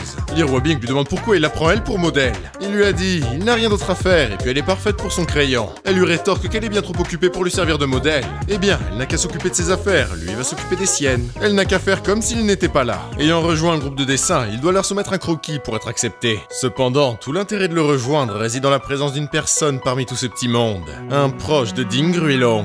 Alors qu'il avançait sur son dessin, la discussion elle allait bon train sur le groupe. Son croquis fini, il en prit une photo laquelle il envoya. Autant dire que tous étaient sidérés par son niveau. Il est exceptionnel. Certains souhaitent même le recruter. Alors que les messages ne cessaient de pleuvoir, Wu Chen n'attend plus que cette personne. Il n'eut besoin de guère longtemps avant de recevoir un message. La personne salue Xingchen, le pseudonyme de Yu Chen. L'auteur du message lui explique que sa fille est au lycée et étudie l'art depuis 3 ans. Cela serait formidable qu'il puisse lui donner des conseils. Bingo! La femme qui l'a contacté a fréquenté le même lycée que Ding Ruilong. La raison quant à pourquoi sa position est spéciale n'est autre que parce qu'elle a une fille avec lui, laquelle a aujourd'hui 14 ans. Elle continue en demandant à notre héros s'il pourrait évaluer le niveau de sa fille. Après qu'elle lui a envoyé ses œuvres, notre héros lui dit qu'elle dessine plutôt bien. En tout cas, mieux que les autres enfants du groupe qui l'a rejoint. À son humble avis, il est possible qu'elle jouisse d'un talent pour le dessin. Derrière son téléphone, la femme est ravie d'avoir obtenu l'affirmation du talent de sa fille par un expert. Sa persistance a réellement payé. Elle lui dit qu'elle est heureuse d'entendre ça et lui demande ce qu'il fait professionnellement parlant et s'il habite à Shanghai. C'est bien plus simple que prévu. Yu Chen lui demande pourquoi elle demande cela. Elle lui explique qu'il est clairement plus talentueux que les professeurs qu'elle a pu rencontrer par le passé. Elle aimerait ainsi qu'il devienne le tuteur de sa fille. S'il accepte, elle pourrait lui trouver un logement et le payer jusqu'à 2000 € par séance. Mais notre héros, sans répondre à sa question, lui dit qu'elle n'a pas besoin de faire preuve d'autant de politesse. Son enfant a très probablement du talent. Quant à sa proposition, elle lui demande s'il y voit un problème. S'il a la moindre réticence, ils peuvent en discuter. Yu Chen lui dit que, puisqu'ils ont eu l'opportunité de se rencontrer face à une telle offre, il aimerait y réfléchir encore un peu. Son interlocutrice conclut en lui disant qu'ils n'auront qu'à en reparler quand il sera libre. Yu Chen constate que le plan se déroule excessivement bien. La prochaine étape ne sera autre que de faire d'elle sienne. Il fera en sorte de la faire venir à Donghai et une fois qu'elle sera pleinement sous son contrôle, elle deviendra la clé de voûte pour incriminer Ding Ruilong et le faire tomber une bonne fois pour toutes. Yu Chen se lève et interpelle Li Ruobing. Il va la laisser à ses affaires, il a de quoi s'occuper. Bref, il la reverra plus tard. Cette femme et sa fille font partie intégrante de son plan, mais il a encore beaucoup à faire. Au téléphone, un homme lui demande qui il est, pourquoi il l'appelle. Yu Chen lui répond qu'il a 2 ou 3 choses à discuter avec un certain double agent. À ce propos, comment croit-il qu'il va mourir si Ding Ruilong apprend à propos de sa mission? L'homme, la voix tremblante, lui dit d'arrêter de raconter n'importe quoi. Il n'a pas la moindre idée de quoi il parle. Alors comme ça, il refuse de confesser. Peut-être devrait-il aller à la rencontre de Li Tairuo dès maintenant. Qu'en pense-t-il? Non, non, non, non, tout sauf ça, ils vont parler, ils vont parler. Dans ce cas, qu'il fasse ce qu'il lui dit. Ils se retrouveront à 3 h cet après-midi. Il lui envoie l'adresse dans un instant. L'homme, n'ayant visiblement pas le choix, accepte à reculons. À 3 h de l'après-midi, à la salle de conférence de la maison de Jinfu, il était l'heure de débuter la réunion. Tout le monde a très certainement entendu à propos de la raison de leur présence ici. Mais Su Qingning s'attelle tout de même à leur expliquer que normalement ce n'est rien de grave. Mais bref, puisqu'ils ont été convoqués à une réunion d'urgence, elle s'attend à ce que tout le monde donne son opinion et elle espère que ceux qui s'opposeront à sa décision pourront la convaincre en avançant des arguments logiques. Elle ne tiendra pas compte de ceux qui s'opposent pour le plaisir de s'opposer. Tout le monde, sa mère y compris, ressentait la pression que son avertissement venait d'imposer. C'est comme il l'avait prévu. Il savait déjà que la situation serait difficile à gérer, mais ce soudain revirement devrait lui rapporter gros. Madame Su rompt le silence par des applaudissements. Décidément, elle se débrouille à la perfection. Cela dit, elle ne peut accepter sa décision quand on renvoie de Judah. Celui-ci tout particulièrement, puisqu'il travaille chez eux depuis plus de 10 ans. Il a commencé tout en bas de l'échelle, puis est monté jusqu'à responsable de la sécurité d'une de leurs usines, jusqu'à arriver au sommet du département de sécurité. Ses performances ont toujours été exceptionnelles et il a toujours accompli à la perfection ce pourquoi il l'emploie. Son professionnalisme est sans faille et il n'a jamais commis la moindre erreur. S'il le renvoie ainsi, ça va laisser une mauvaise impression sur tous leurs autres employés. Tout le monde constatait que l'argument de Madame Su fait sens. Celle-ci est ravie de voir que le board d'actionnaires s'est rangé de son côté. De plus, sa fille n'a émis aucune objection. Elle continue en rappelant que ce matin, sa fille a dit qu'il vaudrait mieux que Judah démissionne de lui-même, de sorte à ce qu'il le compense en privé. Cela dit, il a le droit de refuser, et s'il le renvoie de force, il aurait tous les droits de faire remonter l'affaire dans les tribunaux. L'attention des médias se tournerait alors infailliblement vers eux. Enfin, leurs compétiteurs n'auraient alors aucun problème à s'en servir à leur encontre. En somme, leur stock est tout aussi à risque que s'ils ne font rien quant à cette affaire de braquage. L'expérience de Madame Su a parlé, puisqu'elle a réussi à convaincre tout le board. Sa fille n'en attendait pas moins d'elle. Cela dit, elle prend la parole et évoque à tout le monde que ça ne sert à rien d'approfondir son opinion à elle ou celle de sa mère. Les deux sont déjà bien établis et bien détaillés, alors mieux vaudrait en finir rapidement avec un vote. Que quiconque la supporte, elle lève sa main. Madame Su interpelle les actionnaires et leur hurle d'essayer pour voir. Malgré l'intimidation, un homme avait faiblement levé la main. Il incita le mouvement parmi celles et ceux qui ont été blackmail par Yu Chen. Madame Su n'en revenait pas, même Chen Lei s'était retourné contre elle. Elle n'en a rien à faire des autres pour l'instant, mais comment peut-il lui s'opposer à ses décisions alors qu'il les a rejoints juste après avoir fini ses études? S'il a pu monter aussi haut, c'est uniquement grâce à elle, alors elle attend une explication de sa part. Mais Su Qingning interpelle sa mère et lui dit de ne pas influencer le vote. Les autres actionnaires ayant senti un léger contre-courant s'étaient mis à pondérer quant à leur décision. Yu Chen avait expliqué à Su Qingning que tout le monde n'a pas besoin de prendre activement la parole. Il y a toujours des personnes le cul entre deux chaises, lesquelles n'attendent que de voir une démonstration de pouvoir et de fermeté pour se plier à la décision. Si elle reste stoïque, ils se tourneront naturellement vers elle. Cela dit, Su Qingying constate qu'il semble qu'elle ait besoin d'être plus pragmatique et froide encore. Elle demande fermement aux actionnaires qui d'autre la soutient. Tang Deyang, le plus ancien actionnaire et bras droit de Su Ruiwen, patriarche de la famille, avait levé la main. Madame Su ne pouvait croire que lui aussi aille à contre-courant. Mais celui-ci lui explique que sa fille a bien grandi, elle peut le voir comme lui alors. Qu'il ne lui sorte pas un tel non-sens. Elle a certes 9 votes, mais ça n'est toujours pas la majorité. Sa mère continue et demande d'un ton hautain si d'autres actionnaires comptent défier son autorité. Su Qingying sait très bien comment fonctionnent les choses ici. Quand il s'agit d'un problème de haute importance, elle n'a pas besoin de 51% des voix, mais de 2 tiers. Sauf qu'en l'occurrence, puisque leur réunion porte sur le licenciement de 2 de leurs employés, ça n'est absolument pas un problème de haute importance. En d'autres termes, 51% suffiront amplement. Se levant fermement, Su Qingying venait de jeter un vent sur ce qui était encore indécis. Yu Chen lui avait expliqué que la clé n'est pas de contrôler l'entièreté du board. Le but est de pousser sa mère à abandonner. La dernière étape qu'il va lui expliquer sera celle qui lui permettra d'obtenir une victoire décisive. Elle interpelle sa mère et lui demande si elle est sûre de vouloir faire ça. Celle-ci lui répond qu'elle fait comme elle a toujours fait. Elle reste sa mère et jouit toujours d'un minimum d'autorité sur elle, qu'importe ce qui a pu se dire chez Li Ruobing. Mais sa fille lui répond que son vote importe peu. Le fait est que son autorité est biaisée parce qu'elle est l'épouse du PDG. En somme, personne n'osera jamais aller à l'encontre de ce qu'elle dit, qu'il soit d'accord ou non. Mais alors, reste à savoir si sa décision est réellement pour le meilleur intérêt de la société et de leur famille. Est-ce là la bonne décision, laquelle assurera un avenir aussi radieux que serein? Qu'est-ce que ces actes d'aujourd'hui apporteront à l'avenir? Et combien de temps encore souhaite-t-elle faire passer leur famille pour une vaste blague devant les familles concurrentes? Serrant son poing, elle a bien conscience de ce qu'entraînera le refus de la proposition de sa fille. Puisqu'elle est vouée à devenir le prochain PDG, il est crucial que le board d'actionnaires reste uni avec elle et se détourne de l'ancienne direction. Continuer ainsi amènera leur société et leur famille droit dans un mur. La capitalisation boursière s'effondrera une bonne fois pour toutes et cette simple question d'aujourd'hui mettrait un terme définitif à la crédibilité de sa fille comme PDG. S'il continue ainsi, la seule chose qui les attend n'est autre que la ruine. C'est à se demander ce qui a bien pu se passer dans leur famille pour en arriver là. Madame Su ayant quitté les lieux, sa fille est désormais les reines de la réunion et demande une bonne fois pour toutes qui supporte sa décision et qui l'oppose. Tous les actionnaires étaient arrivés à la même conclusion, celle de Su Qingying. À partir de ce moment, le visage de la maison Jinfu et celle de la famille Su avaient changé. Yu Chen avait reçu un appel de Lu Ganyan, lequel lui demande s'il aurait le temps de déjeuner avec lui. Notre héros lui demande s'il y a un problème. Il a en effet quelques problèmes et il aurait besoin de son aide.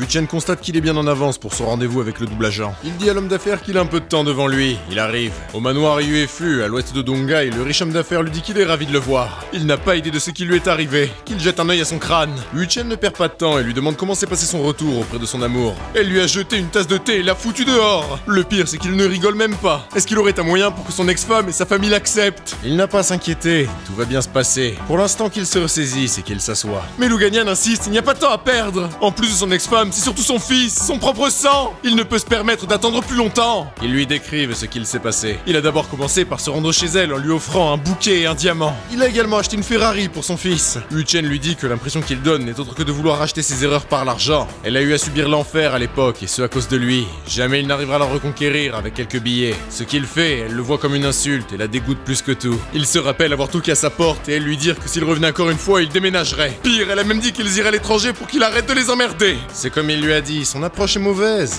Ah oui, ben ça fait sens en fait. Et est-ce qu'il aurait une solution? Il y a même 2 options. La première voudra qu'il se rapproche de son fils. Pour ne pas faire du tort à celui-ci, Ma Huifang, son ex-femme, le pardonnera progressivement pour sûr. La deuxième option est bien plus rapide et peut résoudre la situation aujourd'hui même. Laquelle souhaite-t-il choisir? Évidemment qu'il va choisir la deuxième. Mais que suggère-t-il de faire? La méthode est rapide, mais... Lu Ganyan lui dit de ne pas s'inquiéter, il a de quoi payer, et il peut même le faire maintenant. Yu Chen le coupe et lui dit que tout n'est pas une question d'argent. Ce qu'il essaie de lui expliquer, c'est que cette méthode va le pousser à subir quelques... difficultés. L'homme d'affaires lui dit qu'il n'y a aucun problème, qu'il lui explique et il le fera. Eh bien, du moment qu'il arrive à être impitoyable et mettre sa fierté de côté, ils peuvent faire ainsi. Yu Chen supervisait Lu Ganyan depuis les caméras de surveillance de la résidence de son épouse. À partir de maintenant, tout repose sur ses épaules. Arrivant en sueur devant la porte de celle qui fut la femme de sa vie, il demande si Ma Huifang est là. On lui répond derrière la porte qu'elle est morte et qu'il foute le camp d'ici. Reconnaissant sa voix, il lui demande d'ouvrir la porte, il ajuste. L'ayant ouverte, elle lui demande en hurlant pourquoi il est encore ici et combien de temps il compte encore l'harceler. Non, elle se trompe, il voulait juste discuter un peu avec elle. Il se trouve qu'il s'est rappelé de l'époque où les affaires n'allaient pas fort et des moments qu'ils ont passé à manger ses wraps en fin de mois. Balançant celui-ci par terre, elle lui dit qu'elle n'en veut pas et qu'il aille se faire foutre. Alors qu'il se penche pour le ramasser, son fils Majiawei lui demande s'il ne pourrait pas quitter les lieux. Sa mère lui répond que ça n'est pas ses affaires, qu'il retourne au salon. Lu Ganyan essaie de calmer le jeu, qu'elle ne s'énerve pas devant son fils. La dispute avait ainsi continué pendant 30 minutes et ce jusqu'à ce que le personnel de sécurité n'intervienne. Ceci leur explique que ça fait déjà une demi-heure qu'ils les voient s'engueuler sans aucune considération pour les les voisins et ils ont déjà reçu plusieurs plaintes pour le bruit. Lu Ganyan leur dit que c'est de sa faute, il est désolé. Les deux gardes leur disent que si leur famille veut se disputer, qu'ils le fassent, mais qu'ils le fassent chez eux sans déranger personne. Ma Huifang les reprend et leur dit qu'elle ne connaît pas cet homme. Il est venu les harceler et à ce propos, eux tombent à pic. Qu'ils le fassent dégager de là. L'un des gardes prend Lu Ganyan par le bras et lui demande s'il a bien entendu. Il ne partira pas, il parle à sa femme et à son fils. Se débattant comme il peut, il repousse à l'un des gardes. Mais un autre lui demande pourquoi il leur crie dessus comme ça. Ils peuvent tous aller se faire mettre, ils ont rien à voir avec leurs affaires de famille. Puisque ce vieux con a bousculé son collègue, il va lui donner une bonne leçon. Alors que les couples levés sur Lu Ganyan, celui-ci leur dit qu'ils peuvent continuer. Tant qu'il est vivant, il ne bougera pas sans sa femme et son enfant. Derrière l'écran, Wu-Chen regardait les gardes sans prendre à l'homme d'affaires. Notre héros constate que la performance de son ami est excellente. Quoi qu'il en soit, si ses prédictions sont bonnes, ça ne devrait pas tarder. Alors que Ma Huifang s'apprête à intervenir, c'est son fils Ma Jiawei qui leur hurle d'arrêter de frapper son père. S'il le frappe encore une fois, Ma Huifang leur hurle d'arrêter tout de suite. Que tout le monde arrête maintenant. S'approchant de son ex-mari, elle lui tend la main et lui dit de se relever. Mission accomplie. De retour dans la salle des gardes, Wu-Chen les félicite pour leur performance. Ceux-ci étaient ravis d'avoir pu aider, même s'ils avaient eu peur de se faire frapper par le fils de son ami. Il continue en lui disant que si leur couple a de nouveaux problèmes, qu'ils n'hésitent pas à leur demander d'intervenir. Ils pourront être plus réalistes encore la prochaine fois. Mais au fond, et face au clin d'œil complice de Lu Ganyan, Wu-Chen sait qu'il n'a pas besoin de continuer de s'impliquer dans ses affaires. Il est l'heure pour lui d'y aller, de s'occuper des siennes, d'affaires. Il est déjà 3h30, où est-il? Qu'il n'essaie pas de jouer avec lui ou ça va mal se finir. Et alors, il va faire quoi? L'homme lui dit qu'il n'a pas envie de s'embrouiller avec lui, il souhaite juste savoir quand est-ce qu'il arrive, comme ça il pourra. Wu-Chen le coupe, il sera là dans moins de 15 minutes. Au café Shudao, dans le district de Dongcheng, Wu-Chen s'excuse de l'avoir fait attendre. L'homme tape sur la table et lui demande si c'était lui au téléphone. Face à notre héros se tient le double agent Meng Zhenhao, dirigeant du groupe Tiger Shield Security, membre du conseil de sécurité de Jiangnan et représentant du congrès de Donghai. Wu-Chen lui répond que c'est bien le cas, mais qu'est-ce que c'est que ça? A-t-il prévu de laisser ses subordonnés l'écouter parler et apprendre à propos de ses piètres manières? Meng Zhenhao lui demande en l'insultant copieusement qui il est. Wu-Chen, sortant son téléphone, lui dit qu'il déteste quand les gens se montrent vulgaires à son égard. Il semble qu'il ne soit pas intéressé pour avoir une conversation civilisée avec lui. Qu'il oublie tout ça, ils peuvent se dire adieu. Une fois le numéro composé, la voix de Liro Tai saluant son beau-frère résonna et fit trembler de peur Meng Zhenhao. Son âge et son apparence concordent avec les rumeurs qui circulent à Donghai. Ce type est bien le fameux Wu-Chen. Liro Tai lui demande s'il a un problème et s'il a besoin de son aide. Wu-Chen lui dit qu'il y a un traître parmi lui. À son avis, il ferait mieux de l'éliminer lui et ses hommes. Chargeant son arme, Liro Tai lui demande de qui il s'agit. Le coup de pression de Meng Zhenhao s'effondra au même titre qu'il s'agenouilla devant notre héros. Celui-ci lui tenait pitoyablement le short en silence, tel une supplice pour sa clémence. Wu-Chen continue avec Liro Tai et lui dit qu'il s'agit de l'employé C0812. Parfait, il va le buter, ils en parleront après. Wu-Chen demande à l'homme à ses pieds s'il est prêt à discuter maintenant. Oui, aucun problème, ils vont aller en privé à l'étage pour discuter. Terrifié, l'homme se montrait bien docile désormais alors que notre héros avait un nouvel appel entrant. Lu Ganyan lui demande où il est. Wu-Chen lui rétorque qu'au lieu de l'appeler, il ferait mieux de passer du temps avec sa famille. Et puis lui est pris par les affaires. Lu Ganyan lui dit que s'il a le moindre problème, c'est également le sien. Qu'il lui donne l'adresse, il arrive tout de suite. Cette coïncidence tombe pile au bon moment. Il avait bien besoin d'emprunter l'influence de Lu Ganyan. Ça va rendre les choses bien plus simples. Il lui dit qu'il est au premier étage du café Shudao dans le district de Dongcheng.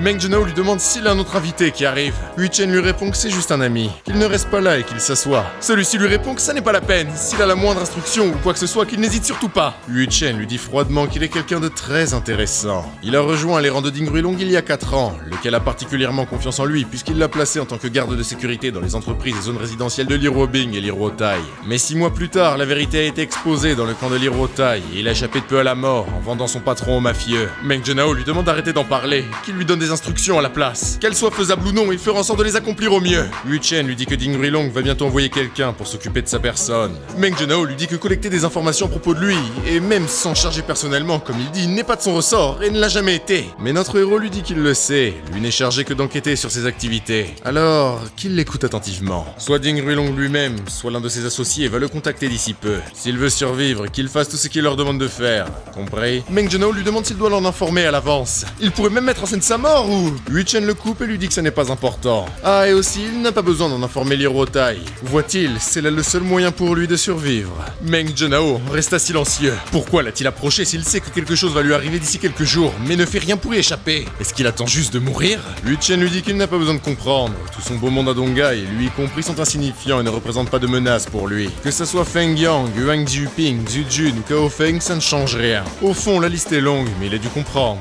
Cela dit, la raison quant à pourquoi il l'a fait venir ici est parce qu'il est un petit peu plus intéressant que tous. Pour faire simple, il aura besoin qu'il l'aide à livrer quelque chose à Ding Ruilong, mais pas maintenant. Au même moment, Lu Ganyan venait d'arriver et salue notre héros. Celui-ci en fait de même, à la plus grande surprise de Meng Zhenhao. L'homme d'affaires demande à celui qui se tient aux côtés de notre héros s'il est bien celui qui a fait venir la trentaine de types armés qu'il a vu en bas. Est-ce qu'il essaie de s'en prendre à son ami? Celui-ci lui dit que c'est un malentendu. Yu Chen confirme, ce n'est pas bien grave et qu'il ne tire pas de conclusion hâtive, eux deux sont en bons termes. Meng Zhenhao continue et dit que c'est ça. Ils ont eu un léger malentendu au début mais tout est réglé, y a pas à s'inquiéter. Lu Ganyan interpelle notre héros et lui demande s'il est sûr que tout va bien. Il ajoute qu'il n'a pas besoin d'agir avec des pincettes avec lui, ses problèmes sont les siens. Quiconque s'en prend son ami devra faire face à lui et à ses hommes. Yu Chen a parfaitement exécuté son plan. Grâce à l'Hiruotai et l'intervention de Lu Ganyan, il apparaît comme quelqu'un d'aussi puissant que d'eux. La perception de Meng Zhenhao à son égard a dû drastiquement changer. Il doit le percevoir comme égal à l'Hiruotai ou Ding Ruilong, soit une puissante figure jouant d'un colossal réseau d'influence. Désormais, Meng Zhenhao ne sera pas seulement motivé par la peur, mais il essaiera de donner son maximum pensant pouvoir monter les rangs. Le téléphone de Yu Chen sonna une fois de plus. Une fois décroché, il reconnaît la voix de Mukan, laquelle est en larmes, ce qui alerte immédiatement notre héros. Yu Chen dit aux deux hommes qu'il va devoir y aller. Il a une autre affaire à régler. Il les reverra bientôt. Toujours au téléphone, il lui dit qu'il arrive tout de suite.